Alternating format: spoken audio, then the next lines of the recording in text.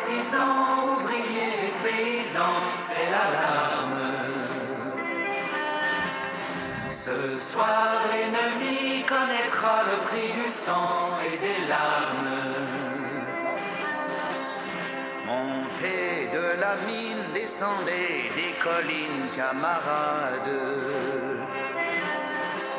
Sortez de la paille, les fusils, la mitraille, les grenades. Ohé, franc-tireur, à la balle ou au couteau, tuez vite. Ohé, saboteur, attention à ton fardeau, dynamite. C'est nous qui brisons les barreaux des prisons pour nos frères. La haine à nos trousses, c'est la faim qui nous pousse, la misère. Il est des pays où les gens creux du lit font des rêves. Ici nous vêtus, nous on marche et nous tue, nous crève. Ici chacun sait ce qu'il veut, ce qu'il fait quand il passe. Ami, si tu tombes, un ami sort de l'ombre à ta place. Demain du sang noir séchera au grand soleil sur les routes. Sifflez compagnons dans la nuit, la liberté nous écoute.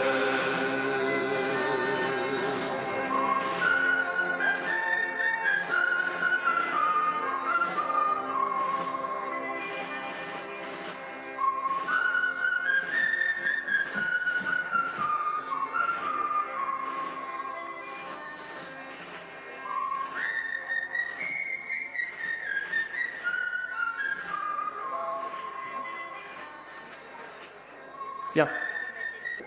Je pense qu'on va pouvoir démarrer notre soirée. D'abord, je voudrais remercier et renouveler les remerciements de Monsieur le maire à toutes les personnes qui sont devant vous et qui vont témoigner ce soir de ce qu'elles ont pu vivre durant cette période un peu difficile de notre histoire. Je crois qu'il faut les remercier, je crois qu'il faut le prendre, c'est un petit peu le but de cette soirée, comme une transmission de mémoire, et notamment vers nos enfants, parce que si on ne s'occupe pas de la transmission de cette mémoire, dans 2 ou 3 générations, il n'y aura plus personne pour le raconter. Donc il faut que nos enfants aient entendu ça et puissent le raconter encore plus tard à leurs enfants et peut-être à leurs petits-enfants, que ça perdure. Je vais donner quelques minutes la parole à Monsieur le maire, et puis je crois que nous pourrons commencer notre soirée. Voilà. Je vous remercie d'être ici. Je remercierai, c'est beaucoup de remerciements, tous les intervenants qui sont auprès de la table, qui ont bien voulu venir, malgré leur timidité, malgré la timidité de certains. Mais bon, moi je pense qu'ils vont nous apprendre beaucoup de choses.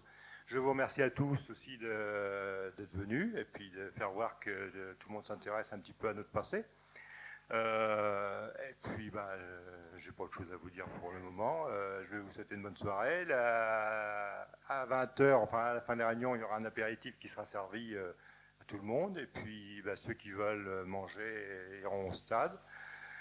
Et il y aura le feu d'artifice et le bal ensuite. Donc, je vous remercie tous. Et bonne soirée. Et félicitations à M. Bouclier parce qu'il va avoir du travail. Je vais vous dire un petit peu comment ça va se dérouler. Nous allons commencer par le récit de Monique Binet sur Edmond Robert. Ensuite, nous avons un petit peu fractionné, c'est-à-dire que nous verrons la période de l'occupation, donc juste jusqu'au débarquement. Ensuite, Henri Beuchet nous lira un petit texte sur le chanoine Lanier. Donc, on a essayé de mettre en avant les personnages qui nous ont paru importants dans cette période de l'histoire. Suite à ce récit sur le chanoine Lanier viendra la période du débarquement à la libération de Cambremer, la libération, et puis après, si vous le souhaitez, si vous avez des questions à poser aux gens qui ont pu vivre cette période, si on n'a pas répondu à toutes vos attentes, vous pourrez éventuellement poser des questions. Avant de commencer, si M. Lamarre veut bien se saisir du micro, j'aimerais, parce que peut-être que tout le monde n'était pas là tout à l'heure, nous dire quelques mots sur le pourquoi de la Vierge, où a été déposée la gerbe.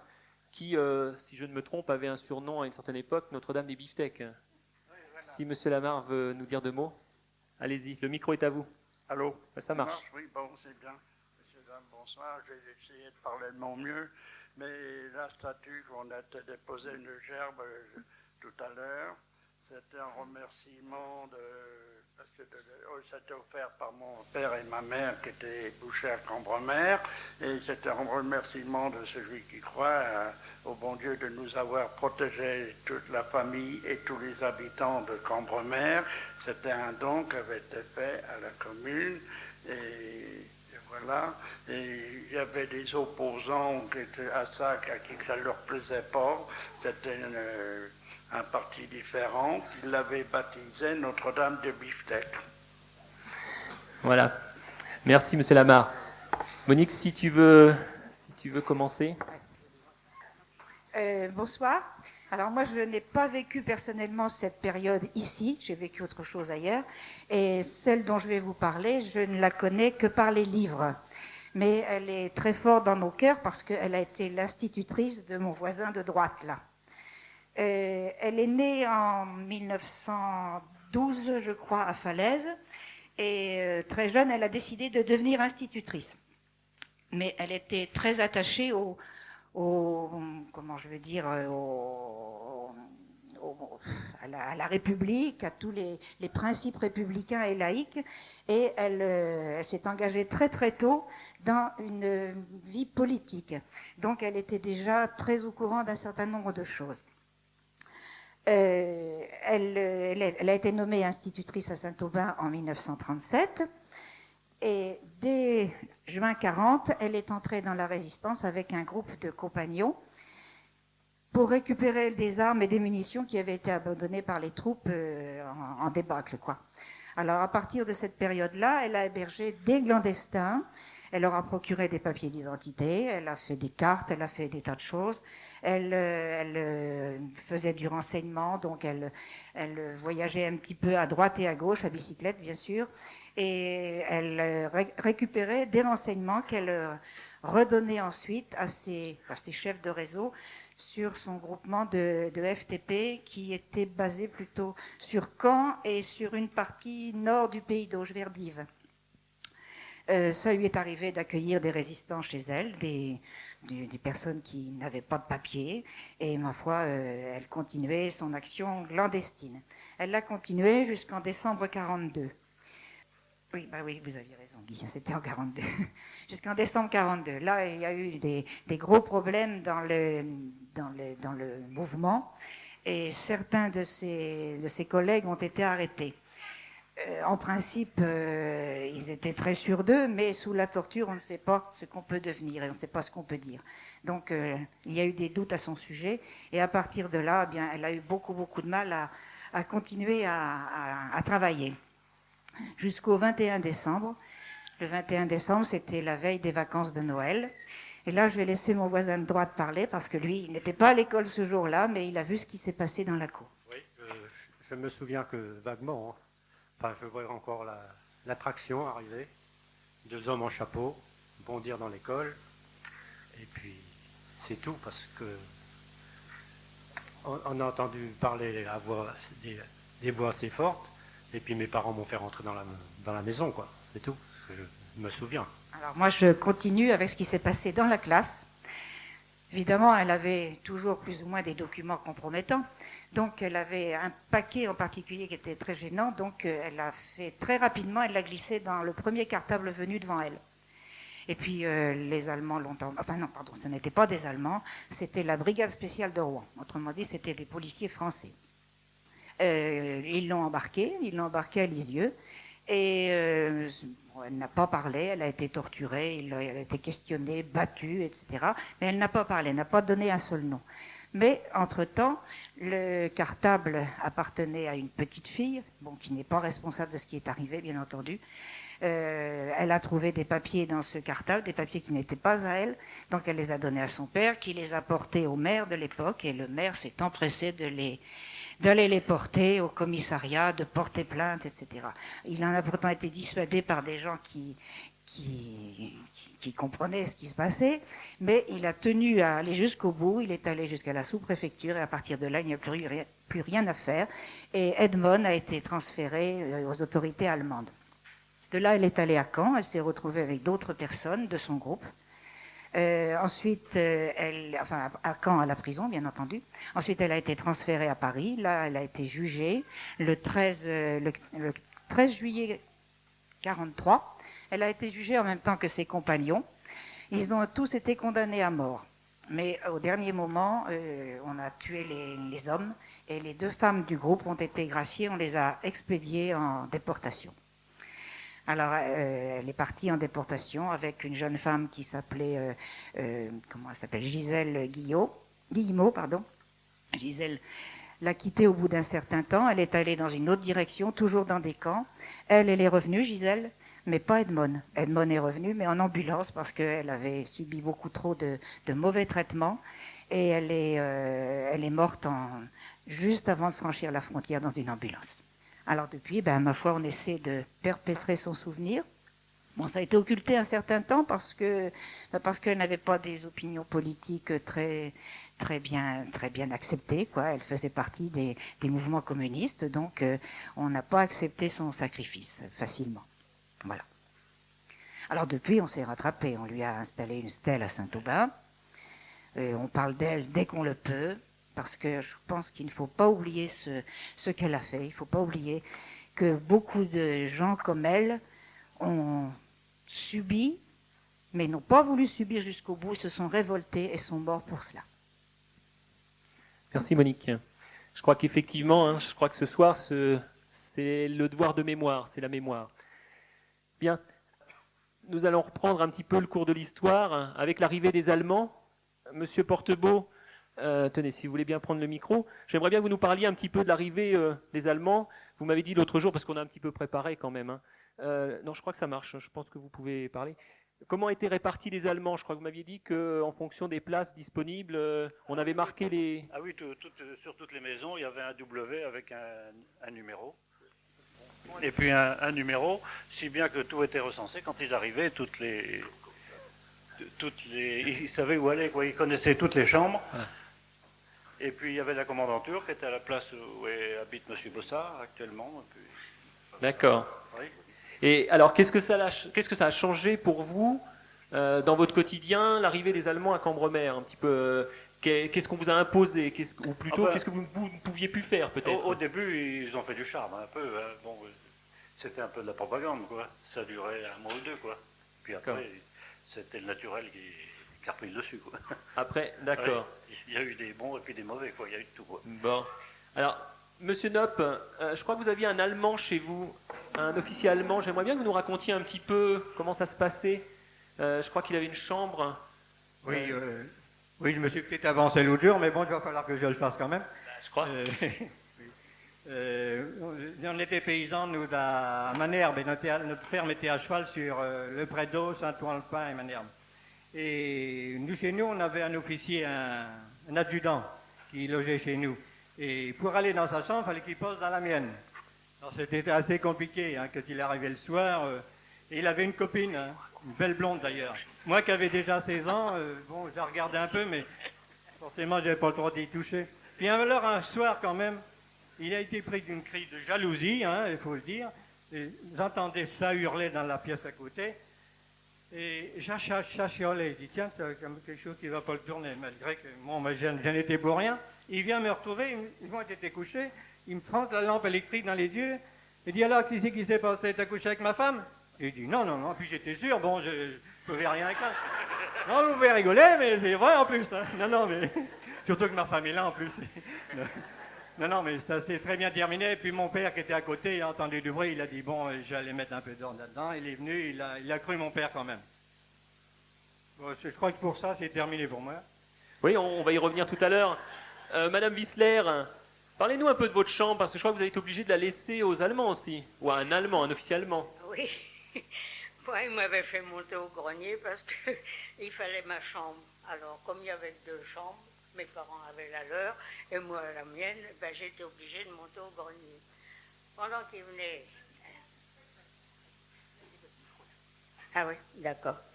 Je n'ai pas l'habitude. Bon, alors, c'était un officier, et puis il avait une ordonnance, forcément, qui venait lui apporter les rapports et tout le bazar. Il montait l'escalier, mais l'escalier n'était pas très solide. Alors un jour, je dis, oh, je voudrais bien qu'il se casse la gueule quand même dans l'escalier. Mais il n'y a pas de danger, il n'a pas tombé. Seulement, il faisait le ménage pour son officier, et il m'avait demandé une pelle et puis un balai. Alors je lui donne tout ça, évidemment. Mais quelques jours après, je dis, mais bon sang, il descend jamais les ordures, comment que ça se fait? Parce qu'il recevait des colis et puis il avait quand même des papiers et tout. Alors je dis, quand il va être parti, je crois que je vais monter dans ma chambre et puis voir comment que ça se passe. Je regarde partout, je voyais pas d'ordures. Ben, je dis, ben mince, alors où qu'il les met? Et j'avais un petit placard où je mettais mes robes dans le temps. J'ouvre le placard, c'était plein d'ordures. Il avait tout foutu là-dedans. Ah ben j'ai dit alors quand l'autre est rentré, que l'officier est rentré, j'ai dit, dame, j'ai fait le rapport, moi, parce que j'ai dit, hein, eh ben il s'est fait engueuler, hein. Comme propreté, c'était bien. Et quand il claquait des talons, je disais, bon sang, comment que ça se fait que là... C'était juste un plancher, j'ai dit, avec leurs bottes, ils vont casser tout. Mais non, ça a réussi.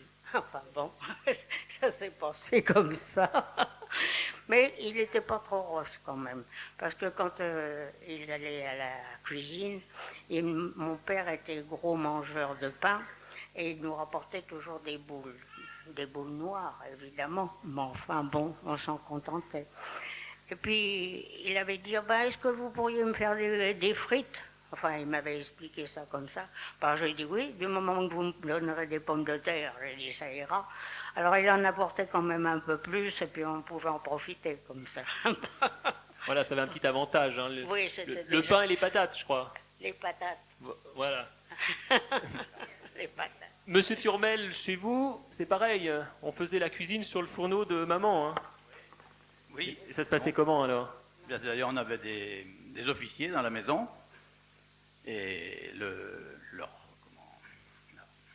on appelle celui qui... L'ordonnance? L'ordonnance de l'officier était obligé de faire le beefsteak sur le fourneau. À plein beurre, ça éclaboussait partout. Ma mère rouspétait comme ça, mais au point que mon père était obligé, parce qu'il était rentré de prisonnier, mon père à ce moment-là, il était obligé de calmer ma mère parce que elle les rouspétait tellement. Il ne voulait pas de beefsteak au gris, qui était pourtant bien meilleur, mais il n'y avait rien à faire, c'était sur le fourneau. Et puis, il marchait dans la salle, il avait descendu des matelas, il dansait là-dessus. C'était des officiers emmerdants. Avant, on a eu des... Parce que M. Régis me parle de ça, mais c'était en dernier, ceux-là, c'était les SS. Mais avant, on a eu la Wehrmacht, qui, elle, était correcte, et il ne fallait pas qu'il y ait un soldat qui vole quelque chose, parce qu'il se faisait houspiller, lui, hein. Pas pareil. Et tout ça, il n'y en avait qu'une petite partie, là, parce que c'était au château des Bruyères qu'il y en avait énormément. Tout le château était occupé par les Allemands. Alors, je racontais une petite anecdote l'autre jour. Dans la cour du château des Bruyères, il y a une grande mare, et ils avaient installé des balis, des grosses perches d'un tétard à l'autre de la mare. Puis le matin, quand on allait à l'école, on en voyait 5-6 qui étaient en train de... Précisez, allez-y. Il était en train de se soulager, là, dos à la fesse à la rue, au chemin. Et on passait, nous, on voyait ça tous les matins. Il y en avait jusqu'à 10 qui étaient alignés, en train de pondre. Et puis, on allait à l'école ou derrière ou devant, parce qu'ils descendaient au pas en chantant les Aïe, allô, là. Et des fois, on était devant, des fois, on était derrière. On était accompagnés pour aller à l'école. Et on vivait ça comme ça, sans y penser. Maintenant, on ne laisse pas les jeunes sur les chemins parce qu'on a peur qu'il leur arrive quelque chose. Là, on était tout seul pour aller à l'école, à pied. Et on faisait comme si rien n'était. Voilà, c'est-à-dire qu'on a fait avec. Monsieur Lamarre, vous m'aviez parlé d'un exode de la famille. Oui. Est-ce que vous pouvez nous raconter un petit peu? Bon, eh ben, c'était en 40, si mon frère se rappelle, quand on était parti en carriole. On était parti en carriole avec d'autres amis d'un Gosselin et on s'en allait pour pas que les Allemands nous rattrapent. Et on avait déjà couché à Jor et on est couché là dans une ferme. Et il y avait dans la nuit, on a appris le matin qu'il y avait déjà des chars allemands d'arriver parce qu'on s'en allait devant les Allemands. Et puis le lendemain, on s'en retourne sur Falaise, mais manque de peau, les Allemands étaient arrivés avant nous à Falaise. Alors qu'est-ce qu'on a fait? Ben, on a redoublé, puis on est rentré à Cambremer en carriole. Merci. Madame Nopp, je sais bien que vous aimez un peu moins parler que votre mari. J'aimerais bien que vous nous racontiez, vous aussi, le petit épisode vers la Talbotière, hein, si je me rappelle bien. S'il vous plaît. Merci. Allez-y, vous le mettez près de votre bouche. Qu'est-ce que je lui dis? Alors, il me semble qu'on avait Je me envoyé... souviens que papa avait voulu qu'on parte comme réfugiés dans la Mayenne. Alors on était partis avec la famille Benard, maman, ma grand-mère, une cousine de Paris, et puis la famille Benard, et puis mes deux jeunes frères. Et alors, on est resté là-bas 3 semaines peut-être en Mayenne. Et c'est le retour que M. Bouclier veut surtout que je raconte. Oui, je crois. Alors, on refaisait les valises pour repartir sur Cambremer. Et arrivé à un pont, on voyait que ça se passait très mal. On dit qu'est-ce qui va se passer, mais on n'osait pas trop partir. Et maman a dit tout le monde va descendre et on va prier la Sainte Vierge et Jésus pour qu'il nous empêche de sauter sur ce pont. En effet, on a prié et puis rien ne s'est passé. Tout a été très bien. Et voilà. Merci. Alors, je vois que dans la salle, il y a encore des personnes qui peut-être n'avaient pas pu venir quand on a fait notre petite réunion. Si, je pense à Madame Camus, mais il y a bien d'autres personnes. Hein. S'il y a des moments où vous souhaitez intervenir, n'hésitez pas, par rapport à des choses qui se disent au niveau de la table, n'hésitez pas à lever la main et on sera heureux de vous donner un micro. Hein. À l'époque, on pouvait écouter Radio Londres, enfin, théoriquement. Mais je crois qu'il était interdit d'avoir une radio. Alors comment on faisait? Monsieur Portebeau, Monsieur Noble, vous avez peut-être à nous dire comment on faisait pour écouter Radio Londres? Nous, on avait notre radio. Je pense que un peu tout le monde avait une petite radio, quelque chose, hein, monsieur. Hein? Vous aviez une radio quand même, monsieur Maurice Lamarre, là-bas aussi. Mais c'est pas le fait d'avoir la radio, moi, qui m'intéresse, c'est de savoir comment on faisait pour l'écouter, parce que c'était quand même interdit, si je ne me trompe. Oui, c'était interdit, mais bon, elle était cachée un peu derrière un meuble ou sur je ne sais pas quoi. Mais ici, on entendait tous les matins. Allez-y, ça marche. On entendait tous les matins ou tous les jours, ici Londres, patati patata, ou les messages de, comment on appelait ça? Et vous parlez au français, il y avait tout un tas de trucs. On aimait bien écouter tout ça, mais je pense que tout le monde en a eu un peu, pas tout ça, je pense. Hein. Ouais, je crois qu'à ce titre, Alain a une petite anecdote là, tenue par Madame Fouché. Alors, vous allez nous raconter ça, Madame Burtin. Alain, tu nous racontes un petit peu Madame oui, Fouché? Madame Charles Fouché, là, donc j'étais la voir, qu'elle me parle aussi de cette période-là. Donc elle me disait qu'ils avaient chez eux aussi un officier allemand et qui demandait à son père, donc Monsieur Larcher, pour écouter la radio. Donc alors je suppose qu'il y avait quand même un gros risque de dévoiler à un officier allemand qu'on avait une radio chez soi. Donc je sais pas, non, c'était autorisé. C'était autorisé d'écouter. Ah, c'est après le débarquement. Enfin, j'ai une autre petite anecdote, c'est que j'ai mon grand-père qui habitait à Léoparty dans une ferme où vivaient ma mère et mon frère aîné parce que mon père était prisonnier. Et donc ils avaient caché le poste de radio dans le haut d'une cage à lapins. Au-dessus des lapins, quoi, dans le haut du toit pour pas qu'elle soit visible. Peut-être après le débarquement, moi je ne situe pas, hein, j'ai pas vécu.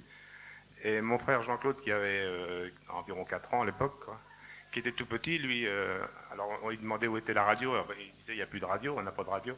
Alors lui, qui était tout petit, en s'approchant des lapins, il avait aperçu la radio dans le haut de la cage à lapins. Alors il rentre tout fier, il dit moi je sais, j'ai vu la cage à lapins, j'ai vu le poste de radio, je sais où il est. Donc c'était pas le moment de... Voilà. petite anecdote. À partir du jour où il y a eu l'embarquement, on a dû donner les postes de radio à la mairie, qu'on a récupéré après la libération. Mais étant donné qu'il n'y avait pas d'électricité, on n'avait pas de nouvelles non plus. D'accord. Oui. Mais alors, il y avait beaucoup de slogans. Il y avait Radio Paris, alors qui disait l'Angleterre comme Carthage sera détruite. Et puis, il y avait aussi les Anglais, bon, les Français parlent au français. Et puis, Radio Paris ment, Radio Paris est allemand. Ils chantaient, voilà. Et puis, il y avait Maurice Schumann, oui, qui disait beaucoup une voix qu'on n'oubliera jamais, quoi.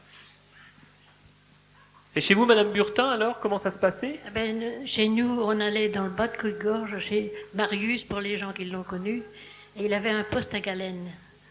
Et alors, nous allions tous les jours prendre le relevé du communiqué, et puis comme nous tenions un commerce, les gens venaient chez nous, et puis recopiaient le communiqué, et il était propagé comme ça dans tout le secteur. Voilà, parce que je précise, pour ceux qui ne le savent pas, Mademoiselle Burtin tenait un commerce à la Poste. Hein, Mademoiselle Burtin, c'est bien ça, hein? Madame Fenel. Voilà. Donc le coupe-gorge, la Poste, donc on était à proximité. C'est vrai qu'on était à la campagne, on pouvait penser qu'on y vivait bien, mais je crois que chez nous aussi, il y avait des restrictions. Si quelqu'un veut nous en parler, M. Turmel, qu'est-ce qu'on mangeait?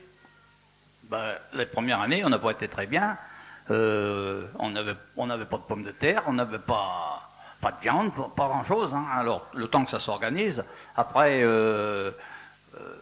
chacun a eu un petit coin de jardin grâce à M. Grandval, qui avait fait labourer une pièce de 2 hectares et qui donnait un coin à chacun. Alors, on a manqué des pommes de terre qu'une année, parce qu'après, tout le monde en faisait. Et puis, pour le pain, on arrivait à aller à la plaine, clandestinement, on rapportait du blé. Mon père avait un moulin à farine. Quand il pouvait trouver de l'essence, il en écrasait un peu, et puis on la criblait grossièrement, et puis on donnait ça au boulanger, ce qui nous permettait d'avoir du pain plus que la ration, parce qu'on avait chacun des bons, des tickets, avec une portion chacun. Moi j'étais J3, les jeunes des J3 c'était les plus favorisés, on avait 300 grammes. Mais les plus anciens avaient moins. Alors petit à petit on s'est organisé comme ça. Et puis on a fait tout le monde a refait du jardin, tout le monde.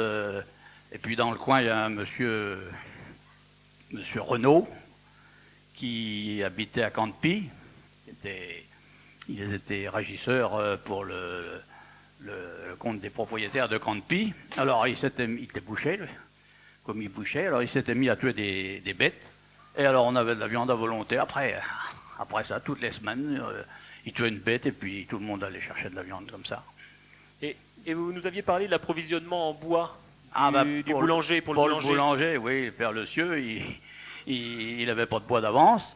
Et puis il n'y en avait pas de fait puisqu'il n'y avait personne pour faire du bois. Alors le lundi, il allait dans le bois, un peu plus loin que chez nous, dans le bois Père Madeleine.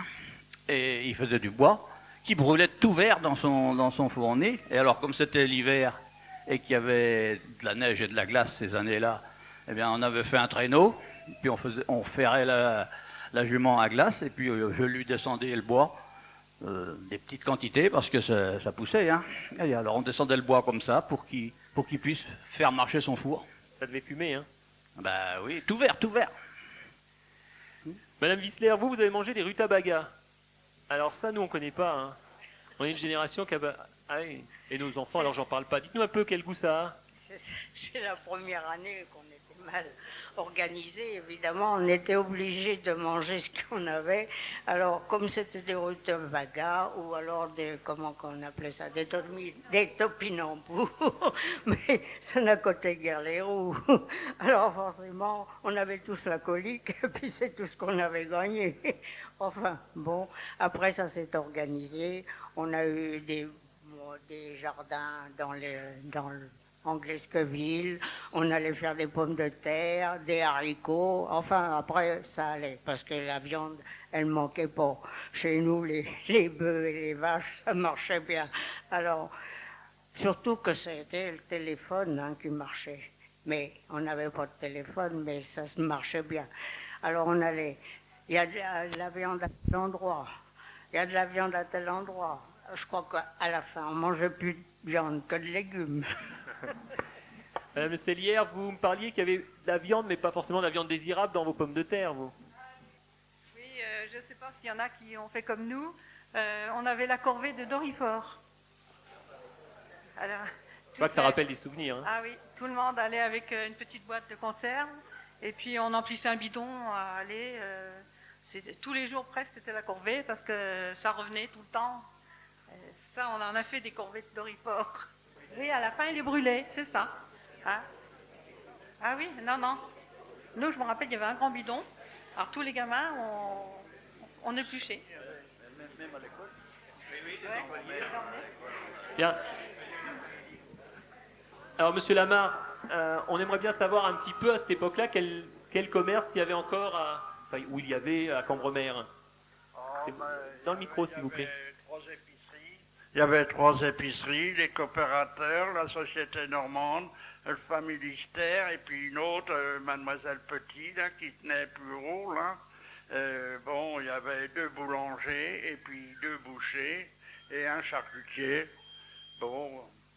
Les bistrots? Et là, les cafés, il y en avait 1, 2, 3, 4. Il y avait 4 cafés à ce temps-là. Et de quoi faire. Et est-ce qu'on y rencontrait les Allemands dans les cafés? Est-ce que on aimerait savoir aussi, est-ce qu'il y avait des endroits d'échange éventuellement où on pouvait se rencontrer? Je vais vous dire dans ce temps-là que du temps des Allemands, il y en a des cafés qui arrivaient à avoir des apéritifs, si vous voulez. Alors, pour que les Allemands voient, dans les cafés, ils nous servaient ça dans des verres à viandox. Alors les Allemands disaient la même chose. Alors eux, ils avaient du viandox, ils n'avaient pas d'apéritif. Alors peut-être vous avez goûté, parce que je vois les enfants, les jeunes enfants là qui se demandent ce que c'est que le viandox. Ah le viandox, c'est un genre de cube qu'on décide, puis un viandox, on met avec de l'eau dedans, et puis vas-y, eux, ils buvaient ça comme du petit lait. Et puis nous, on avait le bon apéritif, mais... Ouais, votre viandox était meilleur. Ah, Bien. Alors, Monsieur Motelet, mais vous allez passer le micro à Monsieur Motelet. Est-ce que vous pouvez un petit peu nous parler des réquisitions? Vous m'avez dit qu'on avait réquisitionné, entre autres, les chevaux. Oui. On parlera après peut-être des réquisitions des hommes, mais... C'était sur la cour d'Agorn.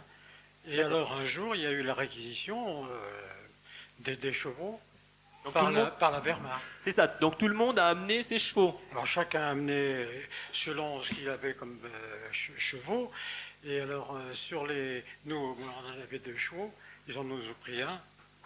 D'accord. Il y avait quand même une certaine justice, alors on ne prenait pas forcément tous les chevaux, ils essayaient d'être assez équitables. Ils prenaient les meilleurs, bien sûr.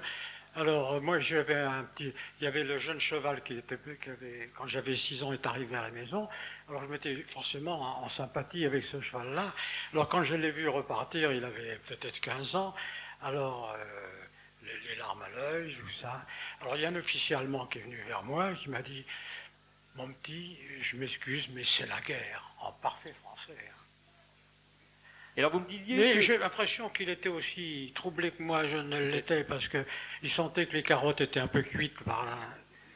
Alors, à quoi ils servaient ces chevaux? Vous m'avez expliqué un petit peu. C'était pour déplacer des pièces d'artillerie, en général, et celles particulièrement qui étaient sur le Montargis. Et que c'était qu'ils avaient récupéré, parce qu'ils n'avaient presque... L'artillerie principale était partie sur le front de Caen. Et alors forcément, comme c'était la bataille dure, et donc ils voulaient changer. Alors ils voulaient reculer, mais il n'y avait rien à faire. Comme à chaque fois qu'ils tiraient, comme c'était des pièces lourdes et que c'était sur le Montargis, qui est un terrain argileux, alors les pièces, elles descendaient plus ou moins de l'avant, de l'arrière, tout ça. Alors à chaque fois, il fallait recorriger le tir, et elles étaient embourbées, et puis moyen de les tirer.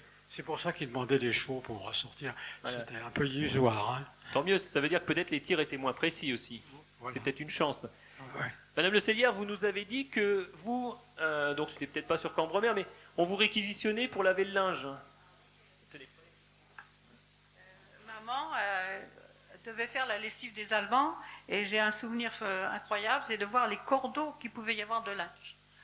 Je pense qu'elle n'était pas rémunérée, Mais par contre, quelquefois, il y avait peut-être un peu de pain, quoi. D'accord, c'était bon. Ouais, ouais. Enfin, c'était quand même un travail obligatoire. Ah oui, oui, ah oui, ça le devait le faire. Ouais, ouais. Monsieur Nop, vous nous avez dit qu'il y avait, enfin, et d'autres aussi, hein, si d'autres veulent intervenir, certains étaient réquisitionnés pour aller garder la ligne de chemin de fer. Vous pouvez nous expliquer un petit peu comment ça se passait et où? Il y en a peut-être qui sont mieux placés que moi, là, qui ont monté la gare de long de la chemin de fer. Oui, je crois que Alors, à peu près tous les hommes qui étaient un peu valides, ou même les jeunes, étaient montés la gare là-bas. Et il fallait quand même bien la monter, parce que si jamais il y avait eu un coup dur, hein, c'était beaucoup de particuliers qui sautaient, hein, qui se faisaient fusiller. D'abord à côté de Auto, là, il y a un patelin, ou comment ça s'appelle le patelin où il y a... Hein? Non, non, non, non. Là où il y a un monument où il y a 7 ou 8 fusillés. Ah oui, mais non, ça c'était... Il y avait eu un... Ça marche pas? Allez bien, si, parlez bien. À Saint-Pierre-du-Jonquier. Voilà. Oui, mais là, c'était une rafle qui avait été faite. À la suite, quelqu'un avait parlé dans un café, et puis il y avait une rafle de fait, et donc il y a eu 7 ou 8... C'est une dénonciation, plus que ça même, hein, M. Lamar. Oui. Ouais. Parce que moi, je me souviens que papa nous avait dit qu'il avait été avec M. Vermigel, je crois que c'était Michel, reconnaître son frère qui était dedans. Il a reconnu son frère par les bottes. C'est ces bottes qui l'ont fait reconnaître parce que... Et ça, c'était une dénonciation par un réseau de résistance qu'il y avait d'Yves Beuvron-Auge. D'accord. Monsieur Maurice, je crois que vous avez été de ceux qui ont été en Allemagne dans le cadre du service du STO. Eh bien, allez-y, monsieur Maurice, je vous en prie. Avant, dès qu'il y avait un accident de chemin de fer, il y avait une tentative d'attentat, eh bien, on allait garder la ligne de chemin de fer à Saint-Aubin-sur-Algo, et ça arrivait à peu près une fois par mois, hein, à peu près. On allait de 8h du matin, de 8h du soir à 6h du matin. Mais on n'a jamais rien eu. Pour moi, de mon côté, on n'a jamais rien eu. Non, et alors après, moi j'étais, mon père m'avait mis à la sécurité sociale et je suis parti en Allemagne comme déporté du travail, quoi, STO, classe 42. Voilà. Si vous pouvez expliquer un petit peu pour les enfants ce qu'était le STO. Ben, le STO, c'était la classe 42, tous ceux qui étaient nés en 1942, qui avaient 20 ans, 21 ans, et on partait soi-disant pour 6 mois pour travailler. Moi j'étais 2 ans là-bas. Voilà. Alors, ça se passait comment? Expliquez-nous, racontez-nous un petit peu comment ça se passait en Allemagne. Moi, j'ai eu la chance d'être dans une maison de denrées coloniales, si vous voulez, ce qu'on appelle les denrées coloniales, c'est-à-dire les légumes, les fruits, les légumes. Et alors, on travaillait beaucoup, mais on avait à manger à peu près que ce que vous voulez. On mangeait beaucoup de pommes de terre, évidemment, mais enfin, on mangeait quand même. Et j'étais libéré par les Russes, moi, et bien je suis rentré un peu avant M. Neuville, qui lui est rentré au mois d'août 45, oui. Moi, je suis rentré fin juin 45, parce que j'ai pas voulu aller à Odessa. Merci, M. Maurice. Monsieur Turmel, vous nous avez parlé des prisonniers. Allez-y. STO, mon père est rentré en décembre 43 par la relève, il appelait ça la relève. Voilà, allez-y, parlez-nous de la relève un petit peu. Comment ça se passait? Parce que la relève, c'était... C'est tout ce que j'en sais, là. Je sais pas. Les jeunes qui ont été en Allemagne, ils n'ont pas dû y aller de plein gré, je pense pas. Là. Ah oui, c'est ça. Ouais. Ça, je sais pas. Je sais que mon père est rentré par cet échange-là de jeunes qui ont remplacé les plus âgés qui étaient en Allemagne. Si j'avais bien compris, quand même, la relève, il y avait des règles particulières. C'était pas 1 pour 1. Oui, je crois que... Oui, ça, je sais pas. On était plutôt de l'ordre de 6, 7, 8. Pour un prisonnier qui rentrait, c'était 6 ou 7... Enfin, un travailleur, pardon. Puisque là, on parle de travailleur. Qui rentrait, c'était 6, 7 ou 8 qui partaient. Donc, c'est vrai que ce n'était pas forcément très juste. Hein. Monsieur Portebeau. Justement, j'ai recherché le nombre exact. Il fallait 3 travailleurs pour un prisonnier qui rentrait. Et malheureusement, il y a eu 38 000 ouvriers qui sont partis pour 2700 prisonniers qui sont rentrés. Et les Allemands, donc, on comptait que les travailleurs qualifiés qui étaient 8000. D'accord. Si bien que ça en faisait un pour 12. Ouais. Et quand même eux, pas ils ont très compté juste, un hein. tour 3 parce qu'ils n'ont compté que les ouvriers qualifiés. Ouais. Voilà. C'est pas très juste Ça, tout j'ai ça. pris comme référence le livre à M. Amouroux, quoi, Merci. qui donnait les chiffres exacts. quoi. Je crois que c'est vous, Monsieur Turmel, qui nous aviez parlé des prisonniers du coin qui, eux, se retrouvaient dans la Manche. Par exemple, oui. Hein Mon père a été fait prisonnier sur la route de Falaise. Et la veille, il est venu, il était en retraite à ce moment-là. La veille, il est venu à la maison pour nous voir. Et il est reparti. Il ne fallait pas déserter. Hein. Il aurait resté à la maison, il n'aurait pas été prisonnier. Et il a été pris sur la route de Falaise, en allant sur la Manche. Ils ont été cantonnés à Saint-Lô. Et là, ils allaient travailler dans les fermes. Et puis nous, pendant ce temps-là, ma mère avait 2 prisonniers français qui venaient faire le travail chez nous. Ils étaient de l'Orne. Et mon père, il travaillait là-bas auprès de Pontorson, chez le maire de Comray. J'étais allé le voir avec mon grand-père. Et ça, c'était au tout début. Et ils ont travaillé. Je ne me rappelle pas le temps qu'on les a eus, ni le temps que lui, il a travaillé en ferme là-bas. Je ne me rappelle pas. Mais à un moment, ils ont rassemblé tout le monde à Saint-Lô, en leur disant ne bougez surtout pas parce qu'on prépare vos papiers, vous allez rentrer chez vous. Et puis le lendemain, mitrailleuse et rangée d'Allemands et dans les wagons à bestiaux pour l'Allemagne. C'était comme ça qu'il est. Et il n'y en a pas un qui s'en allait. Ils étaient bien embobinés pour croire à ce qu'il leur disait. Alors, c'est pareil, et ça j'aimerais que... Parce que Madame Le Mercier, je ne crois pas qu'elle est là, c'est Madame Le Mercier qui nous l'a raconté. Il y a eu aussi à Cambremer une rafle de juifs. Est-ce que des gens s'en souviennent à la table? Parce que c'est dommage, Madame Le Mercier n'est pas là. Si j'ai bien compris, même à Cambremer, les juifs ont été rassemblés un jour, emmenés, et on n'a jamais vu personne. Madame Wissler? Attendez, on va vous donner le micro.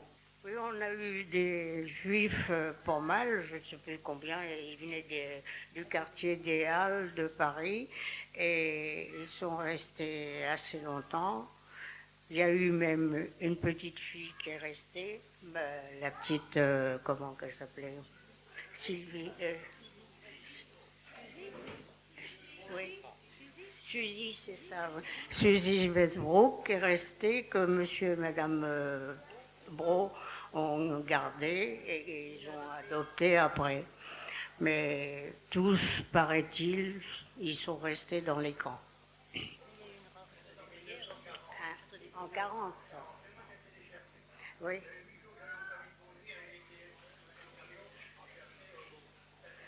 Ils ont été un moment à Cambremer quand même. Oui, là, ils ont été facilement jusqu'à que les Allemands en viennent. Voilà, c'est ça. Ils ont presque été 1 an à peu près. Oui, c'est ça. C'était vers le mois d'octobre que j'ai été les chercher. Il y a 45 ou 50 juifs qu'il y avait du 4e arrondissement. Je me rappelle, j'en avais une jeune fille qui était restée chez nous.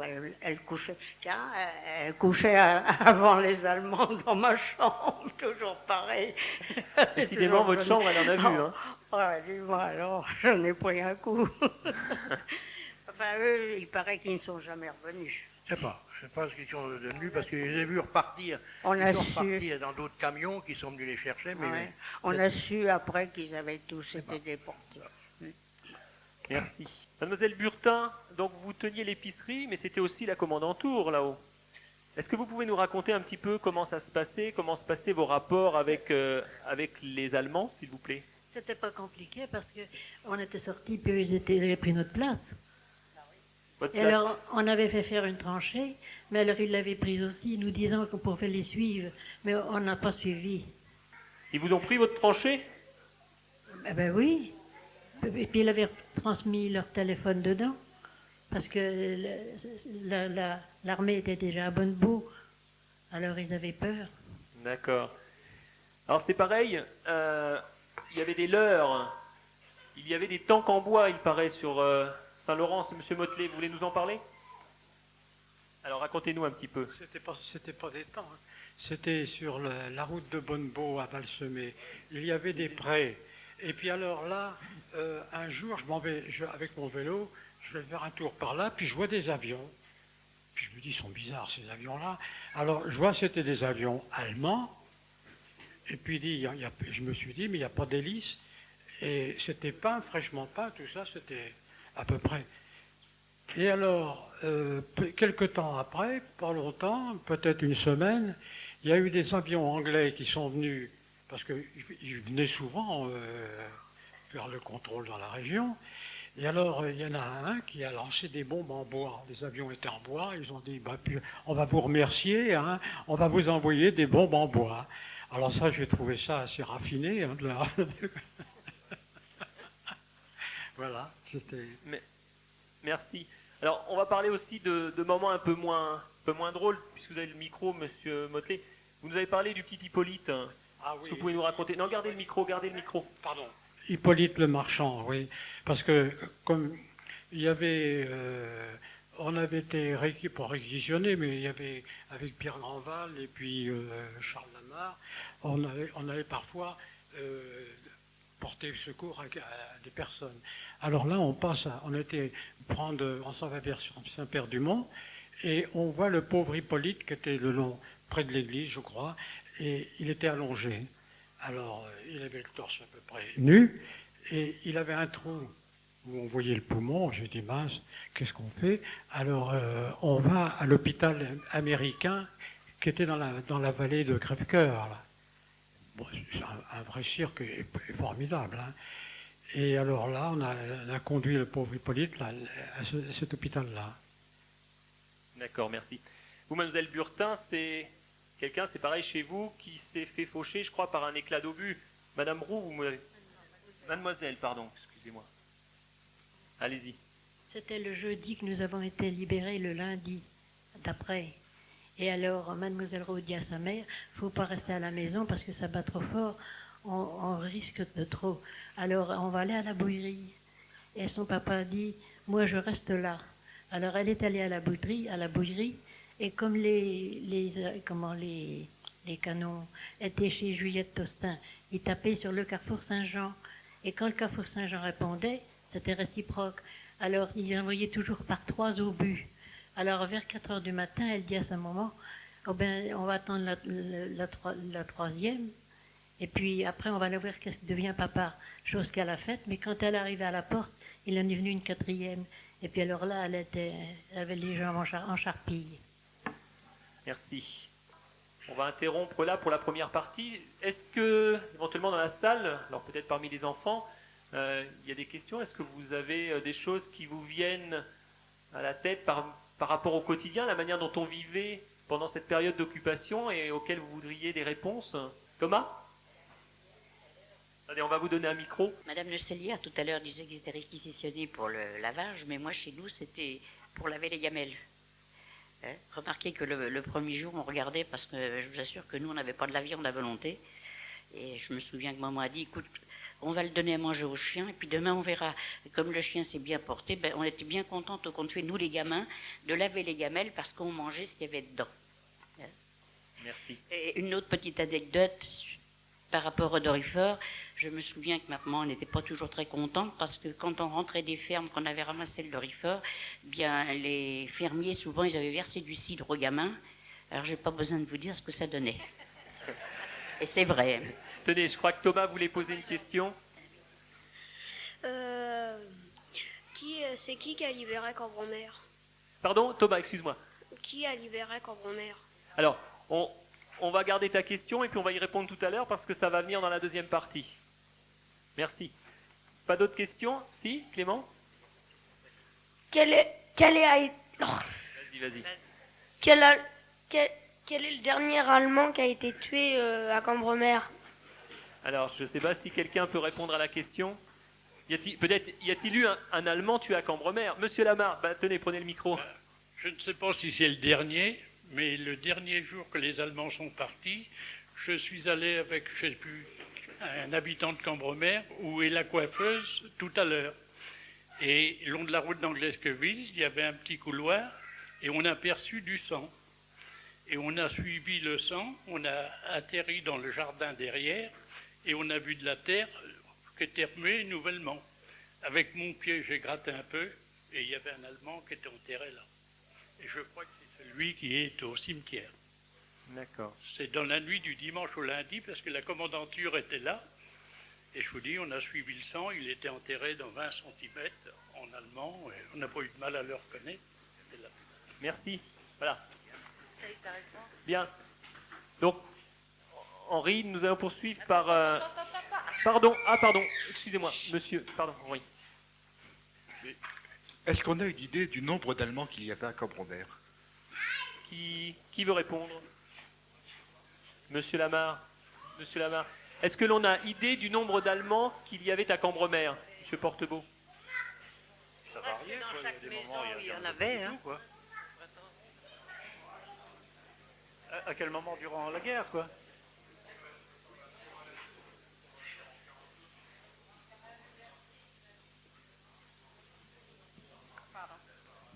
Mme Le Mercier, qui n'est pas présente, mais qu'on a eu l'occasion dans la semaine de reparler de notre séance de lundi soir, m'a dit, justement, je me suis rappelé que tous les matins, les Allemands qui étaient cantonnés sûrement sur Cambremer et peut-être un petit peu à Grandoué, ou je ne sais pas, venaient tous les matins sur la place et puis faire le rassemblement militaire, se compter sûrement, et puis après, tout le monde repartait dans son domaine. Et puis, Mme Le Mercier m'a dit aussi, une question pour les enfants, comment on faisait le savon pendant la guerre? Avec quoi on faisait le savon pendant la guerre?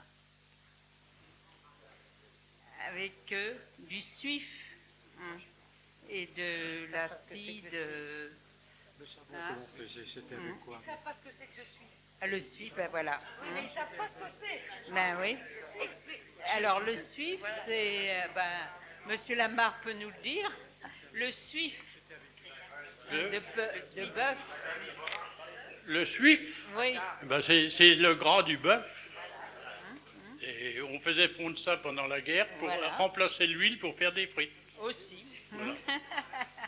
Et a priori, pour répondre à votre question, c'était fluctuant. Visiblement, le nombre d'Allemands a varié au cours, puisque certains étaient envoyés, si je ne me trompe, vers Héran, c'est ce qu'on disait l'autre jour. Les Allemands, ils venaient par période. C'était souvent, ils revenaient du front de Russie et en repos dans les provinces françaises, comme ça, pour se refaire une santé, quoi, si on peut dire. Et ça durait peut-être 2-3 mois.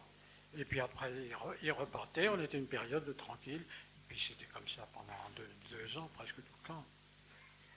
Moi, je voulais savoir, est-ce qu'il y a eu des Allemands aussitôt après que la France a capitulé, quoi? Est-ce qu'il y a eu des Allemands aussitôt à Cambremer? Est-ce que rapidement on était envahis, disons?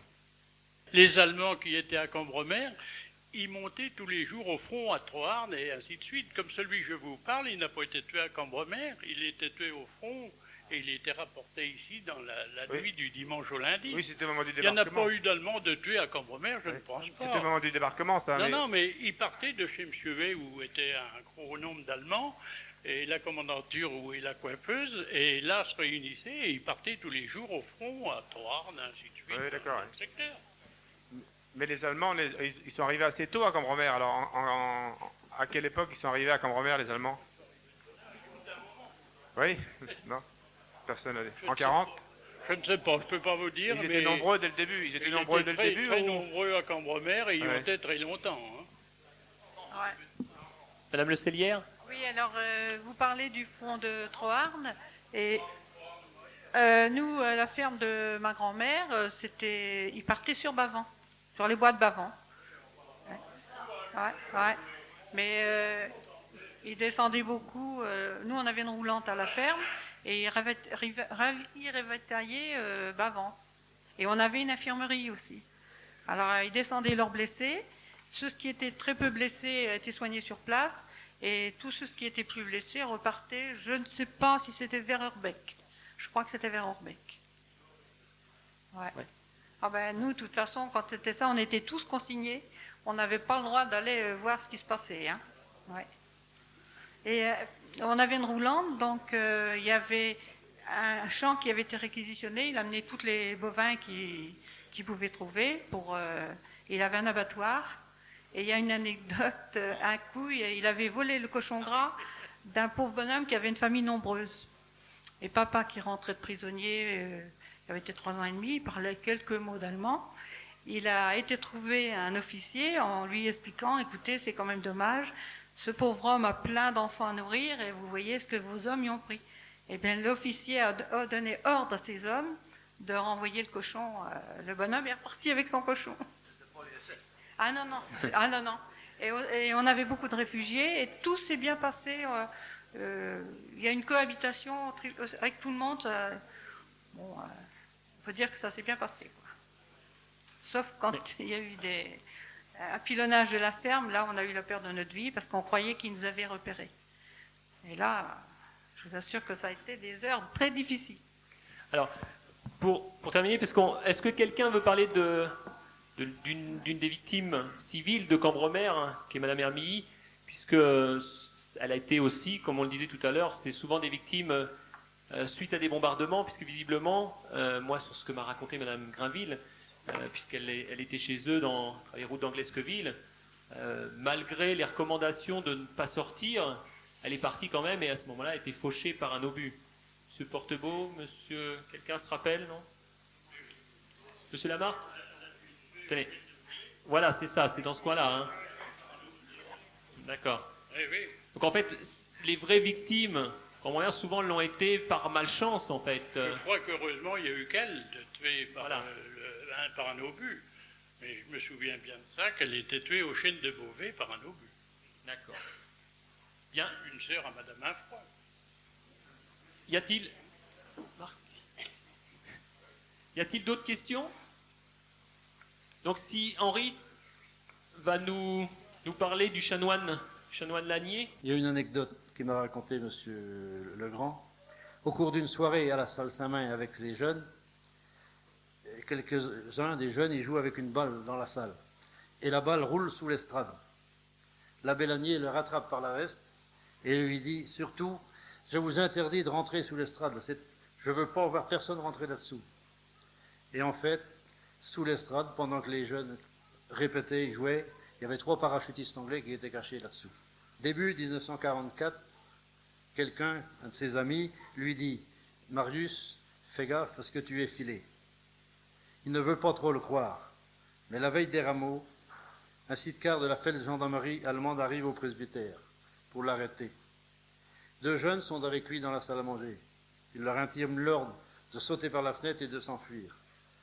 Les Allemands voient les 2 ombres des gars qui sont enfuis. Ils courent et tirent au travers des rafales de mitraillettes à travers la haie, mais sans jamais atteindre les 2 gars. Aussitôt, l'abbé est emmené à l'hôpital de l'Espérance, devenu commandature à Lisieux. Il est interrogé, sa soutane lui est arrachée, son corset d'acier est enlevé, alors qu'il ne peut tenir debout. Notre abbé implore Sainte Thérèse, « Faites que je tienne ». Et il tient. Roué de coups de cravache, il ne parle pas, ne donne pas de nom, mais son calvaire ne fait que commencer. Ensuite, il est dirigé sur Poitiers pour être jugé. Il subit d'interminables séances de torture, fil électrique sous les ongles, doigts écrasés sous les presses, coups à la tête, provoquant une fracture du crâne. Laissé sans soin, il est condamné à mort, peine commuée par la suite en prison à vie. Il est ramené en prison à Fresnes et envoyé à Compiègne. Et ensuite, il embarque dans des wagons à bestiaux, à 100 déportés par wagon, complètement nus, pour l'Allemagne. À l'arrivée, 7 ou 8 sont déjà morts et un certain nombre d'entre eux étaient devenus fous. À l'arrivée au camp en Allemagne, le commandant les rassemble et annonce « Vous avez vu la porte d'entrée. Ici, on n'en ressort que par la cheminée. » Ensuite, il fut muté au camp de Dachau. Ses forces s'amenuisent. Il ne peut plus tenir debout. Un jour, il ne peut vraiment plus marcher. Alors, il est traîné vers le four crématoire.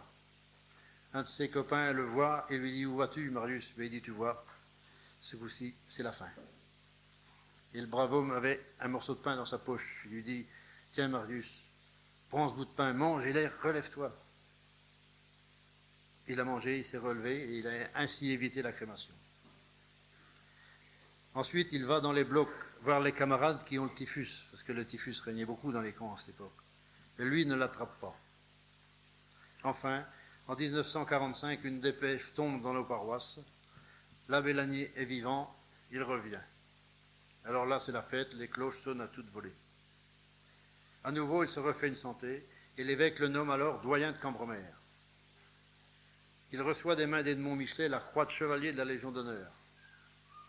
Au cours du déjeuner qui suivit cette fête, notre abbé dit à Edmond Michelet, « La prochaine cérémonie que tu présideras, ce sera mon inhumation. » Il sent ses forces diminuer. Une tumeur s'est logée au cerveau suite au coup reçu. Oui, l'abbé Lanier était un patriote, un grand homme. Et on peut même ajouter un saint homme. Il a beaucoup souffert dans sa chair, refusant la morphine. Il offrait ses souffrances pour la paix en Europe et la réconciliation franco-allemande. Aujourd'hui, on peut dire que son vœu est exaucé, puisque le 6 juin 2004, à Caen, nos deux chefs d'État ensemble ont commémoré cette page d'histoire. Oui, que la vie de cet homme et de tous les résistants soit un exemple pour nous tous. Vive la France et vive la paix.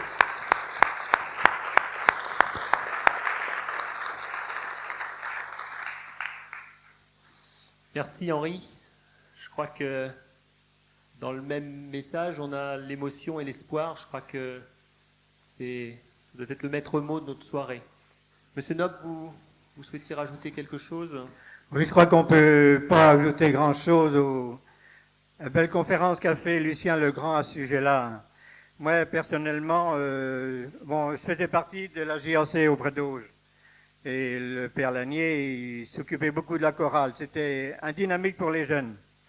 Mais on savait que, comme disait Henri tout à l'heure, il s'occupait beaucoup de la résistance. Et on a eu un cas chez nous, puisque un jour, il demande à mon père s'il voulait prendre un résistant, un gars qui était cherché par les Allemands. Bon, ce gars-là, il vient à la maison, et c'était un comte qui venait avec monsieur le curé, avec l'abbé Lanier, conduire cet homme qui avait un petit bagage. Et cet homme-là, c'était un maire d'une commune de Danleur. Il avait 7 ou 8 enfants d'ailleurs. Il est resté 1 mois et demi ou 2 mois à la maison. C'était très sympathique, très joyeux, malgré qu'il y avait tous les problèmes qui le tenaient. Et de temps en temps, il recevait du courrier chez nous, mais très très peu parce que c'était au compte-gouttes. Et sur l'enveloppe, c'était un autre nom, mais il y avait un indice dessus que le courrier était pour lui. Et oui, c'est qu'on en est un peu, oui. Ah ben oui. Alors oui, quand l'abbé Lanier a été arrêté, je crois que c'est le 22 mars, qu'il a dit tout à l'heure, monsieur le Grand, alors tout le monde, l'annonce est vite propagée que l'abbé Lanier était arrêté. Alors nous qui avons un gars caché comme ça chez nous, on avait plutôt les chocottes. Et quelques jours après, ce monsieur le comte en question est revenu chercher cet homme-là. Il a dit à mon père où c'est qu'il allait l'emmener. Cet homme, c'était un comte de je ne sais pas où, mais enfin, il était certainement bien avec les Allemands tout en étant résistant. Hein, parce qu'il avait la voiture et tout ça, c'était un beau monsieur, il avait la culotte de cheval, enfin tout ce qu'il fallait pour se débrouiller. Quoi. Alors il a emmené cet homme-là là-bas, c'était chez un appelé Burtin, à la Houblonnière. C'était de la famille, je pense, à Madame Burtin qui est là. Mais bon, c'est tout ce qu'on en savait. Alors, quelques jours après, on recevait encore du courrier. Alors moi, mon père me dit, tiens, tu vas aller là-bas, tu prends le vélo, tu vas emmener le courrier là-bas chez un appelé Burtin, je ne me rappelle plus du petit nom. Hein. C'était André, c'est possible, oui. Alors moi, j'avais caché l'enveloppe sous mes godasses, enfin pas sous ma godasse, mais sous ma chaussette. Mais malheureusement, arrivé au carrefour du Poteau, pour ceux qui connaissent un peu Saint-Ouen-le-Pin, là-bas, monsieur le maire est là-bas, il connaît bien ça, les Allemands étaient là, ils commençaient déjà à chatouiller, pensaient que probablement le débarquement était pas loin. Alors il dit, confisquez vélo là. Il dit, tiens, bon. Alors il confisquait les vélos, d'ailleurs on l'a retrouvé après le débarquement, hein. Il était stationné à la Broussière. Alors j'ai dit, bon sang, comment je vais le faire pour aller là-bas à la Houblonnière? On me dit, je vais redoubler parce que moi je vais pas. Alors j'ai redoublé à la maison, mon père dit, bon, je vais m'en débrouiller. Le lendemain, il s'est débrouillé de ça. Et suite, comme la Bélanie était partie, il y avait des bruits qui couraient avec, on donnait certains noms que la Bélanie avait été dénoncée. C'était vrai, c'était pas vrai, mais ça a été faux parce que moi j'ai un cahier qui vient de la Bélanie où tout le détail de son arrestation est marqué dedans. Toutes les combines qu'ils ont pu avoir, la Gestapo, pour avoir sa peau. Et s'il y en a qui veulent ce cahier-là, il est à votre disposition. Il a une vingtaine de pages, plus que ça, une centaine de pages. Et s'il y en a qui le veulent, ils peuvent l'avoir. Oui, je voulais parler un peu aussi d'après la guerre, mais il est peut-être un peu trop tôt pour ça. Alors, parce que on va oui. peut-être commencer par le débarquement et puis la manière dont on l'a vécu. C'est-à-dire qu'on n'était pas à côté des plages du débarquement, mais on a la chance d'être situé à certains endroits à Cambremer assez haut et peut-être que certains ont pu apercevoir des choses. Alain, je crois que Madame Fouché t'a laissé un petit témoignage de la manière dont elle a vécu. Fouché n'a pas souhaité venir parce qu'elle est émotive. Donc la nuit du débarquement, la famille Fouché, enfin Larcher, parce qu'ils ont été réveillés par les bruits des bombardements et des avions sur la côte. Cela faisait vibrer les murs et les maisons. Donc toute la famille s'est levée, ainsi qu'un officier allemand qui occupait une chambre réquisitionnée. Donc tout le monde était effrayé, le ciel vers la côte était tout éclairé rouge. L'officier allemand, commentant la situation avec monsieur et madame Larcher, donc les parents de madame Fouché, a déclaré « C'est l'enfer, messieurs, dames ». Il a de dire que c'était grave. Alors, bon, tout le monde s'est recouché ensuite. Et lorsqu'il fut l'heure de se lever pour le travail sur le matin, l'officier allemand avait quitté la maison. Il était parti. Ainsi que toute sa troupe, ses soldats étaient stationnés dans la ferme derrière où est monsieur Allouin actuellement, là. Donc tous les Allemands qui campaient là dans cette ferme étaient partis et ils avaient décampé. Ils étaient certainement partis renforcer les troupes sur la côte. Donc ça, c'était la nuit le matin du débarquement. C'est ça, on s'en est aperçu peut-être, hein, monsieur Turmel, peut-être quand même à Cambremer. Je crois que la lumière avait été coupée et puis... la lumière... Parlez. La lumière, on n'en avait pas, donc elle était toujours coupée, non, mais il faisait nuit. Ah, pardon. Il faisait nuit, c'était tout sombre par les trucs qu'ils envoyaient pour brouiller les avions, les trucs comme ça. Il tombait des bouts de papier, d'aluminium, des tracts. Mais il faisait, à 8h du matin, c'était au mois de juin, à 8h du matin, il faisait sombre, comme au petit jour, quoi. Et puis on entendait ça sans arrêt, les boum, boum, boum, boum, boum, sans arrêt, sans arrêt, sans arrêt. Voilà, à partir de ce moment-là, voilà, c'est le début des bombardements. Il y a eu des maisons bombardées, je crois, hein, sur Cambremer, monsieur Lamarre. Vous voulez nous dire un petit peu dans quel endroit? Oui, la nuit du débarquement, je me rappelle avec mon frère, on était pourcier du bois chez Madame Motelet, là, avec son frère André, et quand le débarquement a commencé, notre bois était scié parce qu'il y a eu des pannes de courant de lumière et on voyait sur la côte des éleveurs que les obus et compagnie, tout ça, que c'était mitraillé. Mon frère s'en rappelle peu, je pense, Maurice. Oh, bah si. Enfin, voilà. Et après, on était sans lumière et on attendait les événements que ça se passe. Madame Bourges. Et ça durait un moment. Si, je crois que de chez vous, vous avez vu un petit peu les bombardements sur Lisieux. Oui, on avait vu Lisieux en flammes, parce que, évidemment, à la hauteur où on était, et nous, le soir, on allait coucher dans les tranchées parce que c'était obligé. On ne pouvait pas rester à coucher chez soi. Hein?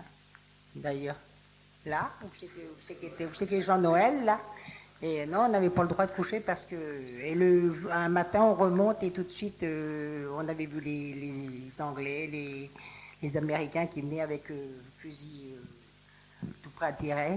Et ils nous avaient dit, surtout n'ayez pas peur parce qu'on vient pour vous libérer. Et les Allemands, parce que nous, on avait pas mal d'Allemands dans les bâtiments chez nous, là. Et heureusement, et encore, ils n'étaient pas tellement terribles parce que nous, on n'avait rien à manger et ils nous donnaient quand même à manger du pain, des pommes de terre et tout ça. Voilà. Merci. Monsieur Legrand, c'est pareil, hein, sur le Nouveau Monde, il y a eu une maison. C'était une maison auprès de mes parents. Là, il y avait un passage entre deux. Et les obus sifflaient, alors on avait fait une tranchée derrière. Alors on a décidé d'aller dans la tranchée. Et on venait juste de passer, juste le temps de descendre dans la tranchée. Il y a 2 obus qui sont tombés sur la maison à côté. Et le mur de la maison de mes parents a sauté en même temps. Donc en fait, c'est peut-être à partir de ce moment-là que c'est devenu vraiment dangereux dans le coin, parce qu'avant, finalement, c'était relativement calme. C'est peut-être les bombardements qui ont rendu les choses un peu plus dangereuses. Monsieur Motley, on va vous passer le micro. J'aimerais que vous nous racontiez un petit peu l'histoire de l'obus quand vous étiez dans votre tranchée, parce que effectivement, à cette époque-là, tout le monde avait sa tranchée. On avait presque une tranchée, ça correspond à ce que M. Legrand avait. On avait une tranchée au bout de la maison. On avait fait une tranchée au bout de la maison. Et puis on était un soir, ça s'est mis à bombarder, et puis on ne pouvait pas sortir. Et le lendemain matin, mon frère était à l'entrée, il sort, je dis mais dis donc, il y a un trou dans la maison, c'était au-dessus de la cave, à côté de la tranchée. On était à combien? 5 mètres, pas plus.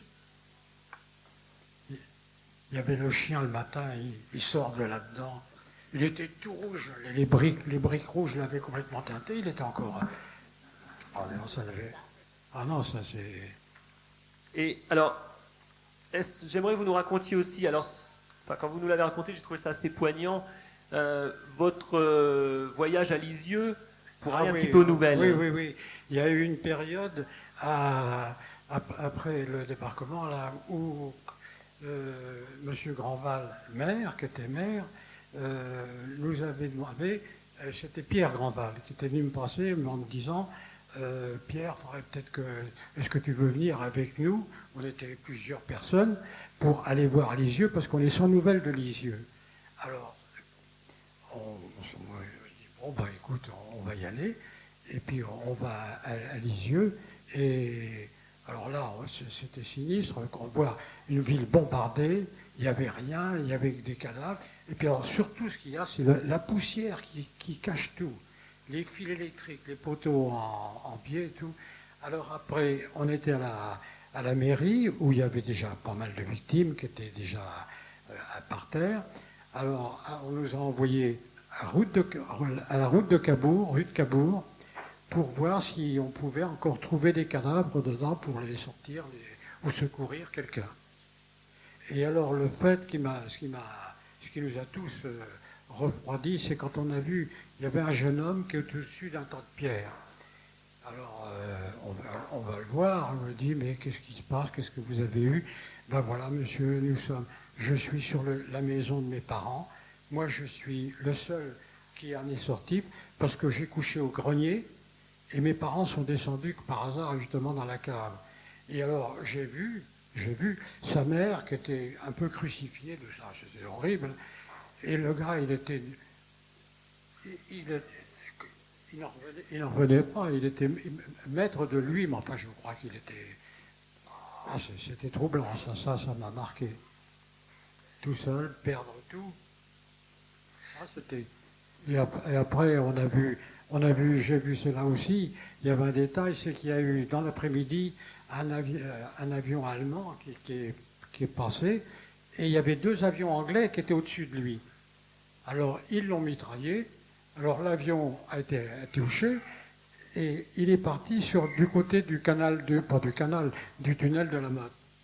Et puis au bout d'un moment, on regarde, et on voit un parachute qui descend, le gars qui se pose sur un hôtel, une plateforme horizontale, et puis c'était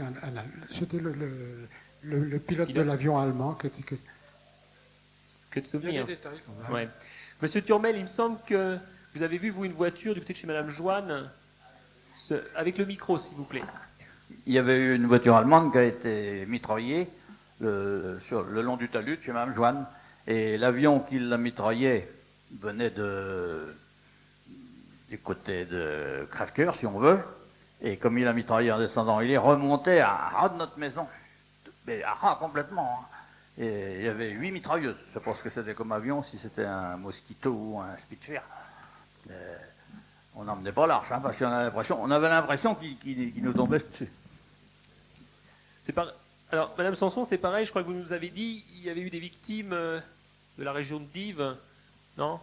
À Léopartie. Hein, suite à un bombardement, vous étiez, je crois, à la messe, non? Marguerite? Oui. Je me souviens de Léopartie, le bombardement qui s'est passé, et alors, je ne sais plus. Vous étiez à la messe à Montreuil, hein, c'est ça? Oui, on était à l'église à Montreuil, et le bombardement, tout a été cassé, et puis, là, je ne sais plus, j'avais pourtant... Vous étiez à la messe à Montreuil, et c'est en rentrant à Léopartie que vous avez découvert que Léopartie avait été bombardée. Il y avait le bombardement, oui. Ouais, Et que tous les trous, il y avait plein de gendarmes. Et puis, mes parents, il y avait 5 Allemands que maman blanchissait. Et un qui a fallu vouloir tuer maman, et puis papa. Et puis, on était soignés. On avait peur de tous. C'était de tout ce monde. Oh, c'était pas gai. J'avais 7 ans. Et puis, on allait à Montreuil et tout. Puis, on revenait. C'était encore le bombardement, tout. C'était triste. Il fallait obéir de tout. C'était vraiment triste. Il y a eu une maman et sa fillette de tuer à Léopartie. Hein. Ouais. Jean de Dives, ouais. Et quand on venait de l'église de Montreuil, et puis il y a eu au milieu, il y a eu tout un bombardement, tout a été creusé, et c'était vraiment triste, tout Léopartie, c'était vraiment triste. Et une chance, c'est que l'église n'a eu rien du tout, ça a été protégé, et puis nous aussi, mais autrement, tout a été vraiment triste, oui. Oui. Enfin, c'est passé. Merci, Madame Sanson. Alors, tout le monde avait sa tranchée, parfois un abri. Monsieur Lamarre, Monsieur Portebeau, je crois qu'il y avait un abri du côté de chez vous, Monsieur Portebeau. Hein. Oui, on avait fait un abri dans le chemin là, qui monte à côté de chez nous. Là. On avait mis des traverses et puis des fagots là-dessus. Et puis les gens du bourg, on avait mis des bancs. Puis les gens du bourg, ils venaient, quoi. Puis quand il y avait des obus, les branches tombaient sur l'abri. Alors, puisque vous avez... J'aimerais que vous nous parliez un petit peu, parce qu'on a dit, gardez le micro, on a dit, c'est vrai qu'on n'avait pas beaucoup de nouvelles de ce qui se passait sur le front. Alors racontez-nous un petit peu la promenade du dimanche. Ah oui, on ne savait rien du tout. Il n'y avait pas de radio, pas de journaux. Alors on n'entendait que la bataille. Alors le dimanche, souvent, on allait au Montargis, quoi, à plusieurs familles, quoi. Et on allait voir ce qui se passait. On essayait de voir ce qui se passait à Caen, quoi. Sur Caen, on voyait les bombardements. Alors en revenant, on faisait les commentaires et tout. Et là-haut, donc, il y avait un mirador. Et puis on espérait que ça prenne fin, quoi. Ah, c'est bien ça, il y avait un mirador au Montargis, il y avait de l'artillerie, hein, c'est ce qu'on disait tout à l'heure. Hein. Je sais pas, peut-être là, je ne sais pas là. Hein, Monsieur Motelet, vous nous parliez tout à l'heure de pièces d'artillerie sur le... Là-haut, d'accord. Monsieur Turmel, c'est pareil, vous nous... Par là-haut, hein, du côté des Le Bruyères. mirador, il était du côté de M. Cochard à l'époque. Avant de descendre la côte, il restait un bon moment. On le voyait en descendant la côte de Saint-Laurent. Il était sur la gauche, un mirador. Là. Bien. Alors, on arrive à l'arrivée des Anglais.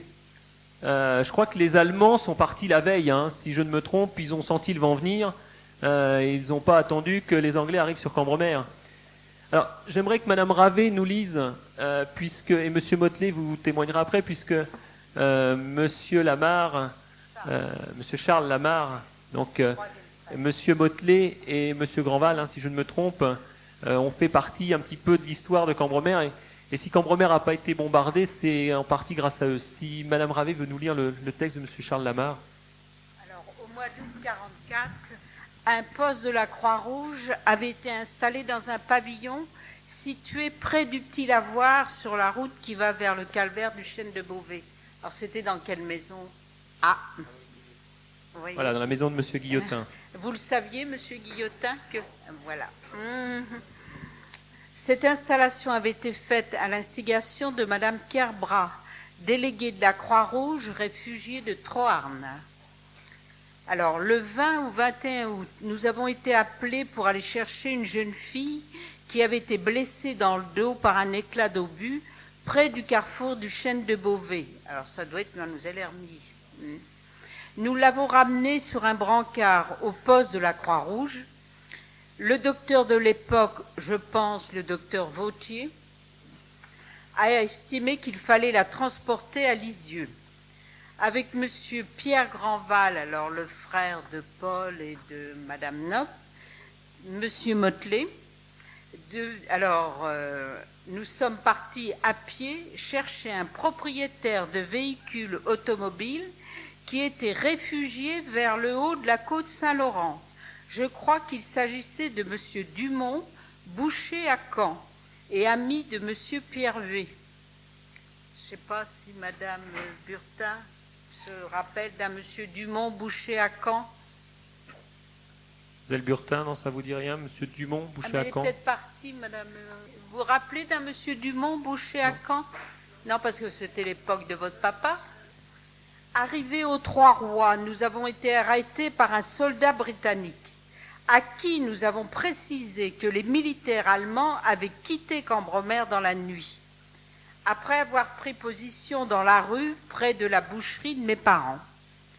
Nous croyant à peine, le soldat britannique a pris contact avec son poste de commandement qui était stationné près du carrefour Saint-Jean. Un officier est alors arrivé en jeep.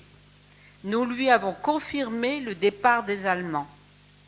Peu de temps après, les Britanniques sont arrivés dans le bourg de Cambremer, précédés par un char. Certains prétendent donc que les Alliés, croyant Cambremer toujours occupé, s'apprêtaient à faire intervenir leur aviation. Alors Pierre Grandval, Pierre Motelet et moi-même avons alors été considérés comme ayant été ceux qui ont évité cette intervention aérienne. En reconnaissance de cette situation, M. Louis Maurice, alors conseiller général, a offert un ciboire à Pierre Grandval lors de son ordination. Merci. M. Michel Maurice s'en rappelle pas. Monsieur Motelet, messieurs Lamarre, je ne sais pas, peut-être vous voulez rajouter quelque chose sur cet épisode, sur votre rencontre avec les Anglais, monsieur Motelet? Tenez, prenez le micro. C'était en allant sur le carrefour Saint-Jean, et alors on retrouve les Anglais qui étaient au bas de la côte de Saint-Laurent.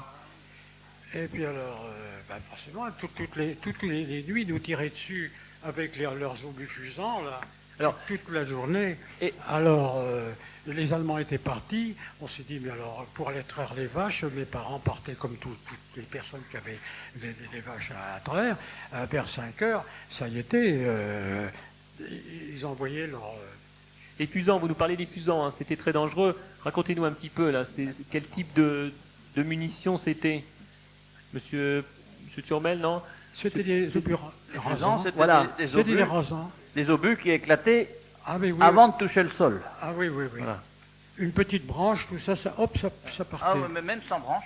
Même sans branche, c'était conditionné pour éclater au toucher du sol. Ça ne faisait pas de trou, les fusants.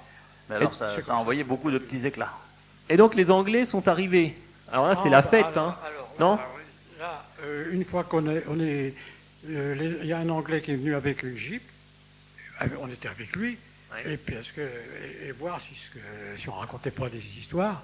Et puis bon, alors après il y a eu l'armada qui est arrivée. Hein. On est arrivé. Oui. Et la fête à Cambremer, quelqu'un veut nous en parler, ce porte-beau? Alors là c'est autre chose. Là je tiens à dire qu'on n'a pas manqué de pain parce que M. Louis Maurice avait mis à la disposition de la commune un camion et c'est M. Barbier et Bernard Delahaye qui allait chercher la farine dans l'heure. Et on a eu du pain rationnel, mais on n'a pas manqué. Quoi. Et alors, racontez-nous cette journée, on a envie de savoir, là, les Anglais arrivent à Cambremer, donc tout le monde sort, comment ça se passe? Vous m'avez dit, ils sont arrivés, alors, si on veut parler de véhicules, ils sont arrivés dans une espèce de chenillette, de caisse sur chenillette, monsieur Portebeau, hein, c'est vous qui me racontiez ça, je crois. Les Anglais, ils sont arrivés dans une espèce de caisse sur chenillette. Ah oui, des chenillettes, c'était comme une caisse, ils étaient, je crois, 4 dedans, il me semble. Je ne me rappelle plus très bien, 4 ou 6, enfin je crois que c'est 4. Hein. une machine, une chenillette avec des caisses découvertes, ouvertes. Alors, je vais redonner la parole à M. Motelet parce qu'après, j'aimerais encore que vous nous racontiez vous en avez fait des choses. La péripétie de cette femme qui allait accoucher. Attendez, on va vous donner un micro.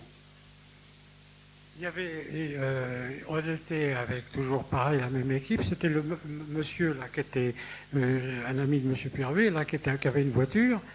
Et puis alors il avait une petite remorque et il faisait un peu l'ambulancier, enfin autre chose. Et puis on vient me chercher pour dire tiens tu pourrais nous accompagner. On a quelqu'un à la ferme de monsieur Vautier qui était à 2 kilomètres d'ici. On va chercher la dame qui était pour avoir un enfant. Alors, on va sur Lisieux pour voir l'hôpital. Et puis, avant d'arriver à la côte Saint-Zire, on voit un avion anglais qui commence à nous monter. Parce qu'il travaillait en piqué, hein, il faisait du rasmat aussi.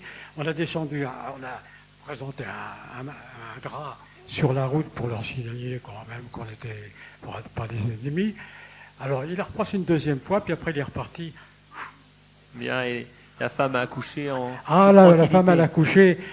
L'enfant porte bien. Enfin, je suppose que. À l'hôpital qui était désaffecté, qui était en campagne à ce moment-là. D'accord.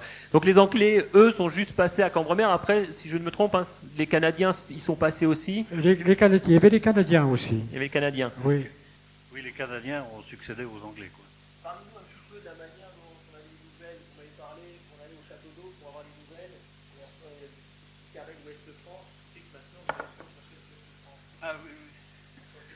Ah oui, c'est quand les Anglais sont arrivés, on allait aux nouvelles à 7h du soir, dans une maison là en face, le petit lavoir. Là.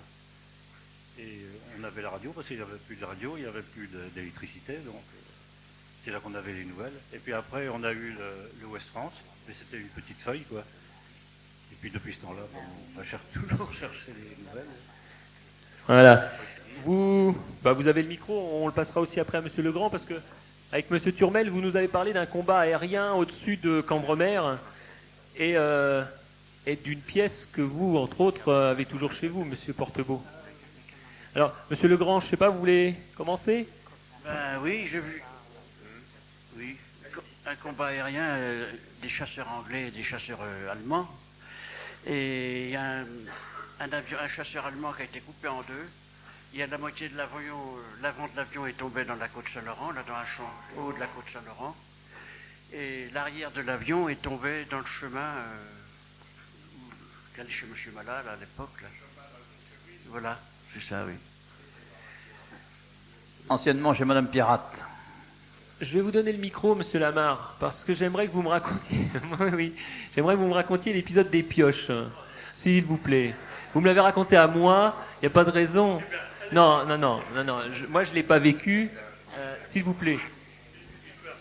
Oui, je sais bien. Non, ça fait partie des choses qui sont passées et qui, effectivement, auraient peut-être pu, en tout cas à vous coûter cher. Après tout, c'était normal d'être un peu filou à cette époque-là. Hein. Merci d'être venu. Bon, Monsieur Robert Portebeau était de la partie. Tu sais qu'on avait été... on a été réquisitionné par le maire pour aller faire un voyage du Montargis à Ménimongé. Avec notre jument et notre charrette, il y avait Paul Grandval, Jean Grandval, toi et puis moi. Et mon chargement était fait de pioches. Et on avait un Allemand qui était de la commandanture de Bonneveau pour nous accompagner. Et en sortant du Montargis, on était dans les bois, là, il était corpo avec nous. J'ai dit à Jean Grandval, on va leur prendre quelques pioches, ils n'ont bien trop là. C'était des pioches sans manches, toutes neuves, tout ça. J'en prends une poignée, 4-5, et je m'en vais les cacher dans le bois. Jean Grandval a fait autant, mais il ressort avant moi. Et moi, quand je suis ressorti, notre Allemand qui nous accompagnait arrive. Je dis, je fais mine de... Oui. Et puis, nous voilà partis à Ménimongé, décharge les pioches dans les wagons, tout ça. Et puis on revient, et arrivé aux Trois-Rois, il y a un stop, on a été arrêté à prendre une bière. Et tout d'un coup, qu'est-ce qui s'amène? L'Allemand qui nous convoyait. Et il m'explique en allemand. Naturellement, réellement, je ne comprenais pas, mais je faisais celui qui ne comprenait pas, mais je savais bien ce qu'il me disait. Et puis tout d'un coup, il prend un bout de papier, il dessine une pioche sur le papier. Il me dit, monsieur, comme ci, comme ça. Hein. Je lui dis, ça va pas aller, notre affaire. Alors, je demandais à Renebert, qui était là, parce que M. Decroux était à la mairie. Et M. Decroux parlait très bien allemand. Il est venu et il dit, voilà, il est responsable. Et il dit que vous lui avez volé des pioches. Ben, je lui ai dit, c'est d'accord, mais gardez-le là, moi je prends le vélo à Renebert et je m'en vais les chercher. Et chose faite, chose dite, et j'ai cherché les pioches là-bas, et tout d'un coup, j'avais bien trouvé les miennes, mais celles-là, Jean Grandval, je ne les avais pas trouvées.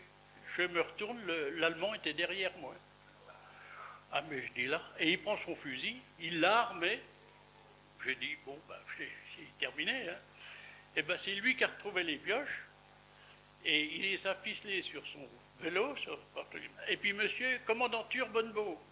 Je dis, pas de problème, on vient par les Trois Rois. J'ai dit, mais j'ai ma jument, mon châle et tout ça. Non, non, non, faisait signe.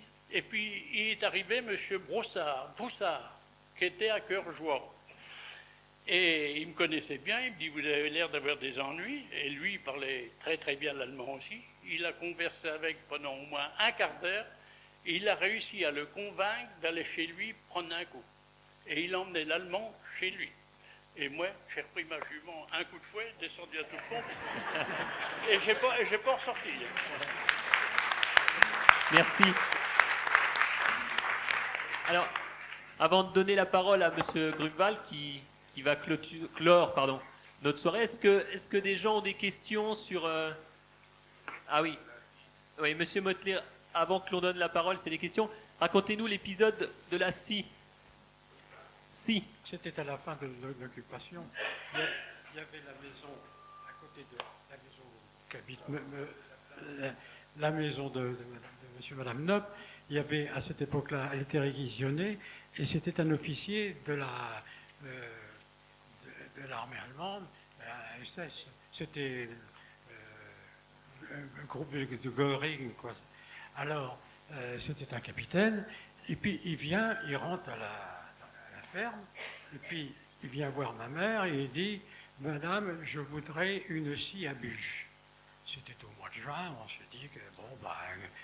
Alors, ma mère, elle avait une bûche à côté, dans la cave, mais en fait, elle en avait deux. Elle en avait une conservée couramment, et puis elle en avait une autre qu'elle avait réussi à avoir avec des tickets, parce qu'il fallait s'inscrire longtemps à l'avance pour avoir une bûche neuve, mais elle n'avait pas assez bien maquillée. Alors, maman, elle présente la bûche, la scie, pardon, excusez-moi. Hein. Alors, l'Allemand met la main sur la crosse du revolver à sa ceinture et dit, Madame, je veux cette scie-là, la neuve. Alors, je dis à maman, à mon frère, maman, mais maman, donne-lui la scie neuve, tu ne vas même pas perdre ta vie pour une scie. Et il a donné quand même, hein, ce que c'est que l'esprit normand. Hein. Et les femmes. Je plaisante. Alors, est-ce que quelqu'un veut poser une question? Ah, je crois que M. Mottler a quelque chose à rajouter. Allez-y, allez-y. Oui, il y avait aussi, qu'on n'a pas noté, mais il a été une période avant l'occupation, avant la libération, où la municipalité, c'était la Wehrmacht, qui était passée avec un camion, il y avait une réquisition des jeunes. Et alors, on prenait le camion, on montait dans ce camion, et on est parti, on ne savait pas où on allait. Et on se retrouve dans les prairies, entre Crèvecoeur et Saint-Pierre-sur-Dive, là, dans les tas des rues. Et puis, on dit, qu'est-ce que vont faire? Et puis alors, on nous donne chacun une pioche, une pelle, c'était plutôt une pelle, parce que la pioche, et puis faire des trous. On s'est dit, qu'est-ce qu'on va faire avec ça? Et puis alors, il y avait peut-être 5 mètres, 10 mètres entre chaque. Et alors, on faisait des trous. Et puis, en fin de compte, c'était pour ils mettaient des traverses de chemin de fer. C'était des piquets? C'était des piquets? Ah, c'était moins, oui. C'était... voilà, c'était exactement ça. Ah, voilà, tout serait réquisitionné. Hein. Ah, mais on ne savait pas. On sait quand on part, mais on ne sait pas quand on revient. On avait été payé, mais quand on a parti le matin, nos parents, ils demandaient si on allait rentrer le soir, parce que comme on partait tous en camion allemand, hein, ils pouvaient nous mettre aussi bien au train et puis en voiture Simone. Hein. Mais là, on est rentré le soir, on n'avait pas de mal à faire, parce qu'on avait trop de trous à faire pour planter les piquets. Bon, mais moi, j'étais pas plus malin que d'autres, mais le gazon qu'on levait, parce qu'il fallait une certaine profondeur, et puis il avait le jaune pour machiner, ben moi j'avais mis mon gazon tout autour, je cognais déjà à moins 15 à 20 cm, comme ça j'allais moins profond. Et puis on avait fini pour midi, et ben l'après-midi, il y en avait, et Pierre n'était pas avec nous à ce moment-là. Pierre, il était reparti. On jouait aux cartes l'après-midi, tu te rappelles, tu y étais aussi, toi, de la bande? Tu y étais aussi de la bande, toi? Elle me rappelle, mais à la fin, ils disent, merde, ils ont fini de bonne heure, mais au lieu d'en faire 3, après, il fallait qu'on en fasse 6. Hein. Monsieur le Seigneur. Je voudrais dire un mot sur le 6 juin. Débarquement, j'ai assisté au bombardement de Oustranville. J'étais avec mon père, il était 8 h du matin, et d'un seul coup, on a vu un avion qui est arrivé, qui a fait 2 tours, il était à 2 km à peu près, et puis il est tombé un chapelet de bombes, ça a duré 3 secondes. Et Mme Jonco était tuée ce jour-là. Et ils avaient fait une tranchée, comme tout le monde avait fait, et elle a dit à son mari que j'ai oublié mon portefeuille. Elle était sortie de chez elle, elle est redoublée, et quand elle est redoublée, elle s'est mis à bombarder, quoi. Elle a pris un éclat, elle a coupé la tête, et à son fils qui s'appelle Guy est toujours vivant en ce moment. Il avait 6 mois. Et dans l'après-midi à 3 h, on a vu avec ma soeur, on a vu 7 Canadiens. Et ils demandaient Baven. Alors Baven, on n'était pas loin. On leur a fait voir où c'était. Ils ont fait 1 km, puis ils ont été tués tous les 7 dans le carrefour. Carrefour de Rovom, la maisonnette, là. On les a retrouvés tous les 7 sur la route. C'est dommage. Ça pleuvait des bombes. Ben oui. Quelqu'un d'autre veut poser une question ou intervenir? Monsieur Nop, prenez donc le micro qui est devant vous. Oui, en apercevant monsieur le maire de Saint-Ouen-le-Pin là-bas, j'ai une anecdote qui s'est passée sur sa commune. Il ne sait pas, il n'était pas là à ce moment-là. Dans la côte des Longrets, si vous voyez bien où c'est, il y avait un paysan qui descendait la côte avec son cheval et la carriole. Et un Anglais, je pense que c'est un Anglais, enfin c'est un allié toujours, qui a voulu le mitrailler. Il l'a loupé, mais lui il ne s'est pas loupé, hein, parce que la côte des Longrets, arrivé en haut, il a buté dans les arbres, il a flanqué son appareil en plein dans le poirier, dans le milieu du champ qui se trouve à la carte qui va à Manerbe. Je ne sais pas si vous voyez le champ. Maintenant c'est du maïs, je crois. Et là aussitôt, nous on était à 700 mètres de notre ferme. Non, avec mon père on a été voir là-bas. Bon, c'était tout pulvérisé et c'est moi qui ai trouvé le pilote qui était dans la haie. J'ai aperçu une main qui dépassait sur le... Et bon, les Allemands sont arrivés, les autorités, c'était sur la commune du Prados, malgré que c'était mitraillé sur Saint-Ouen, mais comme c'était un page sur le cheval sur les 3. Mais je voudrais quand même intervenir sur autre chose, là. L'après-guerre. Il y a eu pas mal de... Tout à l'heure, j'ai téléphoné à Pascal Allemand, qui est maire de... Bon, il ne peut pas être là parce qu'il est en mariage, je crois. Mais il a eu un frère qui a été tué par une grenade après la guerre, hein. Quelques mois après la guerre. Hein. Les gamins, ça touche un peu à tout. Hein. Madame, oui, le 27 août, il a été tué, oui, c'est ça. Et chez Rusy, Bouclier, hein, vous n'êtes peut-être pas au courant. Si. Ah, allez-y, bon. racontez. Oui, il y a un gamin de 13 ans qui a eu les 2 bras arrachés, là, carrément arrachés. Hein. Et il paraît que j'ai vu sa cousine là, cette semaine, j'en ai parlé, justement. Et il paraît que ça ne saignait pas du tout, c'est assez curieux. Et ils l'ont emmené à l'hôpital de Lisieux. Et il y en a eu d'autres comme ça, certainement, qui ont eu des suites de la guerre manipulées. Ben, c'est vrai, j'ai un copain d'école, il y en a qui le connaissent vraiment, Gilbert Rucker, vous connaissez, hein, il a été tout défiguré par l'essence, il récupérait de l'essence dans des réservoirs que les avions lâchaient quand ils avaient trop embêtés, je pense, avec, ils laissaient tomber les réservoirs et là-dedans on pouvait récupérer de l'essence. C'est ce qui est arrivé, je pense, à Gilbert Rucker aussi. Hein. Il y a eu certainement d'autres anecdotes à ce sujet-là qui ont été Même blessé ou tué, je sais pas. Vous parlez d'essence, c'est vrai, je me souviens maintenant que vous m'ayez dit que ce qui vous avait frappé quand les Anglais sont arrivés, c'est la quantité d'essence qu'ils avaient avec eux. Hein. Vous pouvez dire un petit mot, monsieur Portebeau, là-dessus? Il y avait vraiment beaucoup. Ben, a priori, c'était quand même quelque chose qui a frappé tout le monde. Hein. Que les Anglais avaient énormément d'essence avec eux quand ils sont arrivés. C'était la profusion. Les camions sont arrivés. Alors il y avait du chocolat.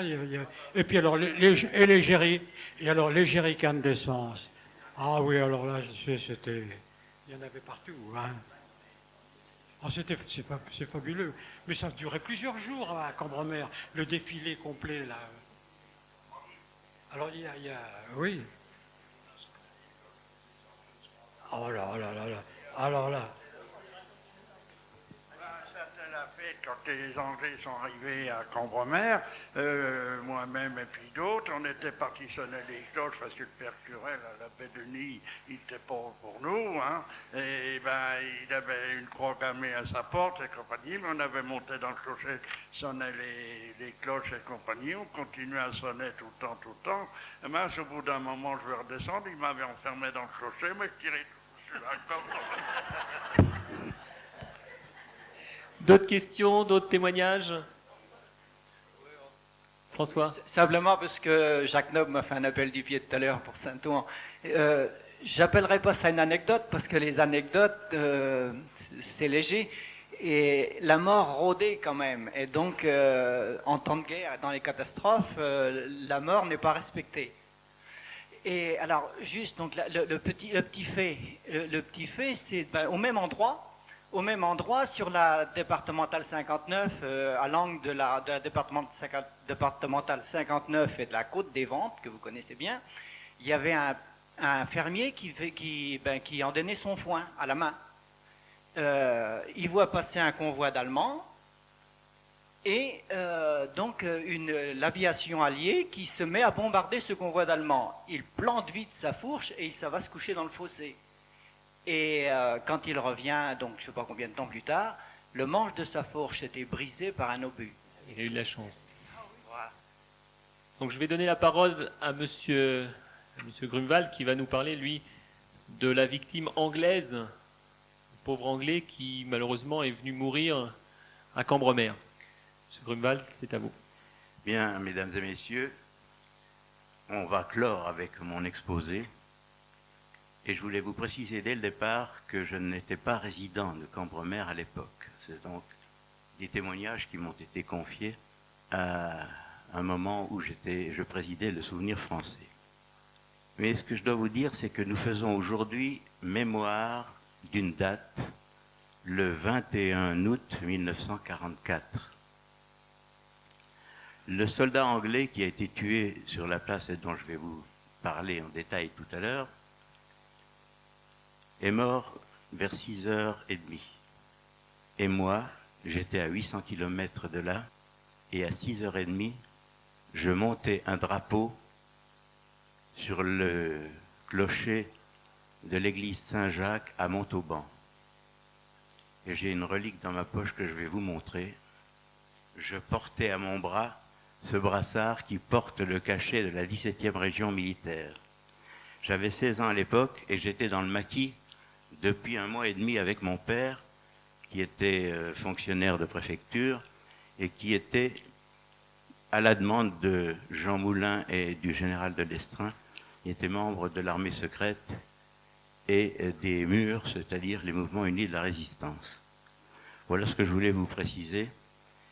J'étais à Montauban et vous savez que je suis lorrain d'origine parce que, à l'époque, 430 000 Alsaciens et Lorrains ont été expulsés de Lorraine et d'Alsace par les nazis.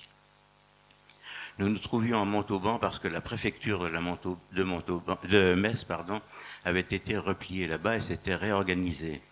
Et Jean Moulin avait demandé à l'époque que les fonctionnaires de préfecture offrent leurs services dans la résistance, et c'est comme ça que mon père l'a fait et a été recherché par la Gestapo. Je ferme la parenthèse, je voulais simplement vous dire que je n'étais pas résident, comme c'était précisé dans l'invitation que vous avez reçue. En 1988, M. Corbin, qui était maire de Grand-Douai, m'a confié la présidence du Souvenir français. Et à l'époque, il y a une question qui me taraudait.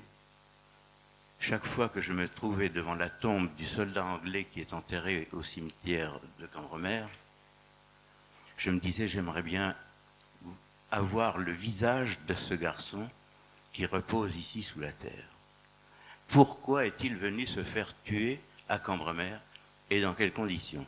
Alors, ma première démarche, et aujourd'hui je vais vous dire que depuis 90, je nourris le projet de remettre à la municipalité de Cambremer ce dossier, et je crois qu'aujourd'hui, l'occasion se présente.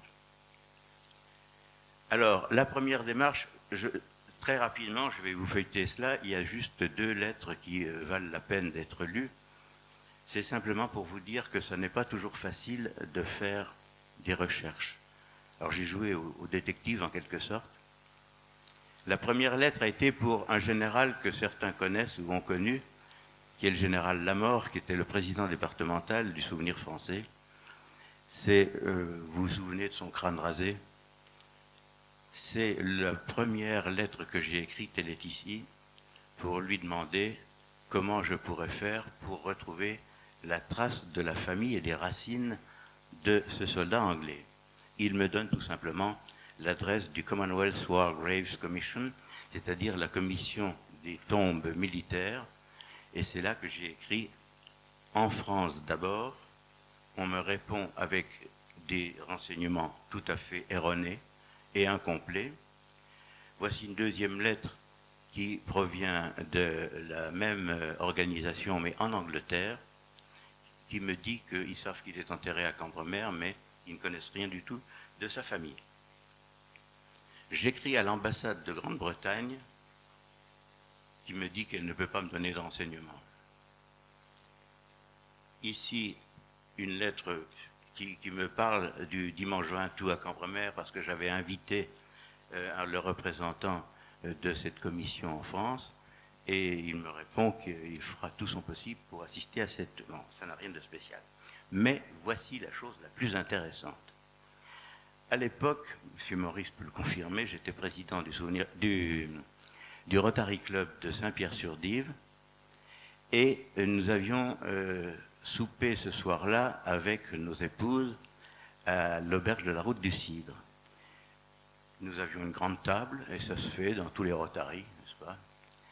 Et il y avait une petite table qui était le long des vitres, et il y avait 4 personnes qui étaient en train de dîner, et ils avaient l'insigne du Rotary. C'était des Anglais, je me suis approché d'eux, et comme j'avais sur moi la référence de la tombe du soldat, son nom, etc., je leur ai dit, vous ne pourriez pas me rendre un service à titre de Rotarien? Il m'a dit, volontiers. Et ce monsieur, qui était lui-même président du club de Worthing, c'est-à-dire au sud de l'Angleterre, a pu me donner des informations que je vais vous lire, cette lettre, et puis une autre lettre tout à l'heure, et ce sera tout. Je vous donnerai simplement très rapidement, de façon très concise, ce qui est dans ce dossier. Alors, cher Rotarien Bernard Grunewald, en référence à notre conversation en ce qui concerne votre anniversaire de la Libération, j'ai beaucoup progressé en ce qui concerne la recherche de la famille du décédé Lance Caporal Silitou.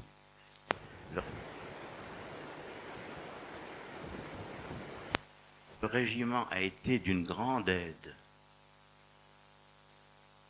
parce que, heureusement, nous avons dans notre Rotary Club le colonel qui était autrefois au Signal Corps, c'est-à-dire le régiment auquel appartenait ce soldat anglais. La veuve du Lance Caporal Silitou est remariée et habite l'Australie. Mais son beau-frère a joint l'armée le même jour et avait le matricule suivant le sien et a visité sa tombe à plusieurs reprises. J'ai contacté le régiment et il semble que le beau-frère et sa femme viendraient ainsi que le porte-drapeau du Royal Corps. Pouvez-vous, s'il vous plaît, me faire savoir par retour le programme et les dates des cérémonies? Je vous recontacterai plus tard, etc. Et il me demandait de prendre en charge, si vous voulez, l'hébergement et d'organiser l'hébergement du beau-frère et de sa femme, du beau-frère de ce soldat anglais. Le beau-frère était en fait le frère de la femme qui se trouve, de la femme du soldat, quoi. Alors voilà une autre lettre du Rotary de Worthing qui me remercie de m'occuper de l'affaire. Encore ici, alors ici c'est la lettre du beau-frère qui me remercie également. Et puis alors cette lettre elle vaut la peine. Elle est en anglais et je vous en traduis les grandes lignes. Cher Monsieur Grunewald, c'est une lettre de remerciement à la population de Cambremer que je vous adresse. Vous ne reconnaissez pas mon nom parce que en août 1944, je suis devenu la veuve du caporal Fred Silitou, qui a été tué le 21 août 1944. Nous avions un fils âgé de 4 mois. Autrement dit, quand Fred Silitou a débarqué ici à Swart, sur la plage de Swart, il avait un fils de 2 mois qu'il venait de quitter la veille. Et quand il a été tué, c'était 2 mois après. C'était le 6 juin. Et là, c'était le 21 août. Son fils avait donc bien 4 mois.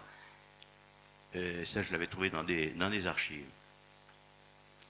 Alors, oui, récemment, mon frère, M. Stan Dello, m'a adressé des détails sur la commémoration, le service de commémoration qui s'est déroulé dans votre village en 1988. En effet, en 1988, je venais donc d'être président du Souvenir français et nous avions eu une cérémonie, c'est la première qu'on faisait au cimetière avec des pots de gerbes sur la tombe du soldat anglais. Et puis, on avait rappelé sa mémoire de façon très, très précise, vous voyez, à ce moment-là. Alors, elle me remercie parce que son frère lui a adressé des photos que j'avais adressées, qui sont ici à la fin du dossier, des photos de la cérémonie en question. Alors, elle me dit que son fils a 46 ans, c'est en 90 qu'elle me dit cela. Il a 46 ans et I'm so sorry. Ah oui, il est désolé que la famille n'ait pas pu assister à la cérémonie en question.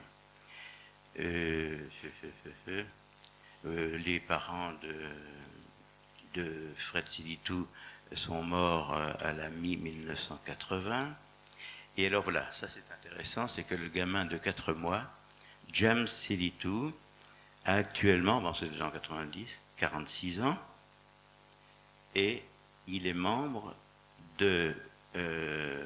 des professeurs, du staff si vous voulez, des professeurs de l'université de Melbourne. Il est devenu professeur et il était bardé de quantité de diplômes. Voilà tout ce que je voulais vous dire. Puis alors elle me félicite également. We congratulate you. Nous vous félicitons pour le 200e anniversaire qui a été célébré l'année dernière. Et je vous adresse mes meilleurs souhaits. Non, c'est pour vous rappeler que voilà un gars qui est venu se faire tuer à Cambremer. Alors, je vous donne le témoignage d'un monsieur que l'on appelait Tutut, on m'a dit ça avant-hier, c'était monsieur Blotière. Monsieur Blotière qui était, il était facteur, oui, et il a assisté à l'accident. Alors ce qui s'est produit, c'est que Fred Silitou, donc le caporal en question, faisait partie des Signal Corps, c'est-à-dire les transmissions, et il était venu en mission pour voir un petit peu ce qui se passait dans le coin, et avec sa Jeep, il descend la côte du Cadran, et un obus éclate au milieu du bourg, et un éclat le tue.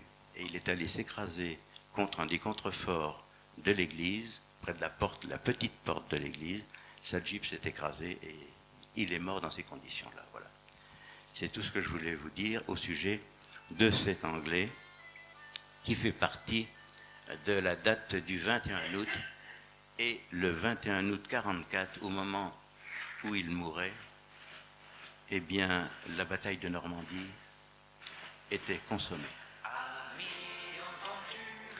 Merci, Monsieur Grunewald.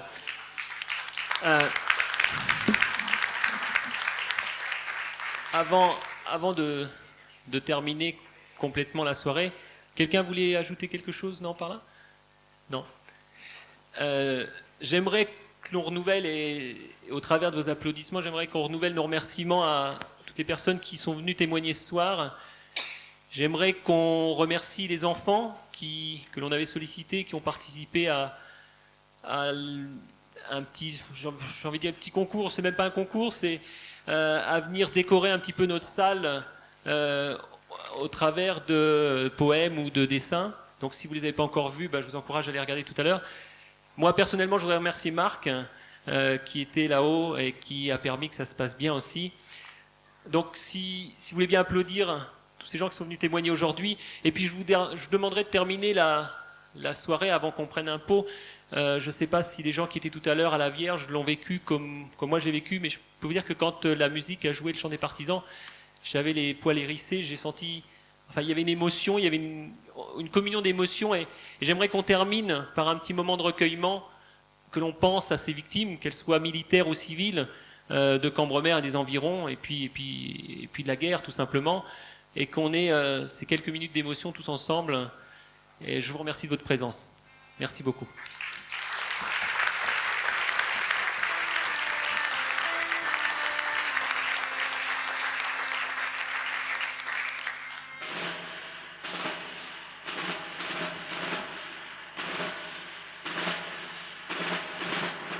Amis, entendu le vol noir des corbeaux sur nos plaines. Amis, entendu les cris sourds du pays qu'on enchaîne. Ohé, partisans, ouvriers et paysans, c'est l'alarme. Ce soir, l'ennemi connaîtra le prix du sang et des larmes. Montez de la mine, descendez des collines, camarades. Sortez de la paille, les fusils, la mitraille, les grenades. Ohé, franc-tireur, à la balle ou au couteau, tuez vite. Ohé, saboteur, attention à ton fardeau, dynamite. C'est nous qui brisons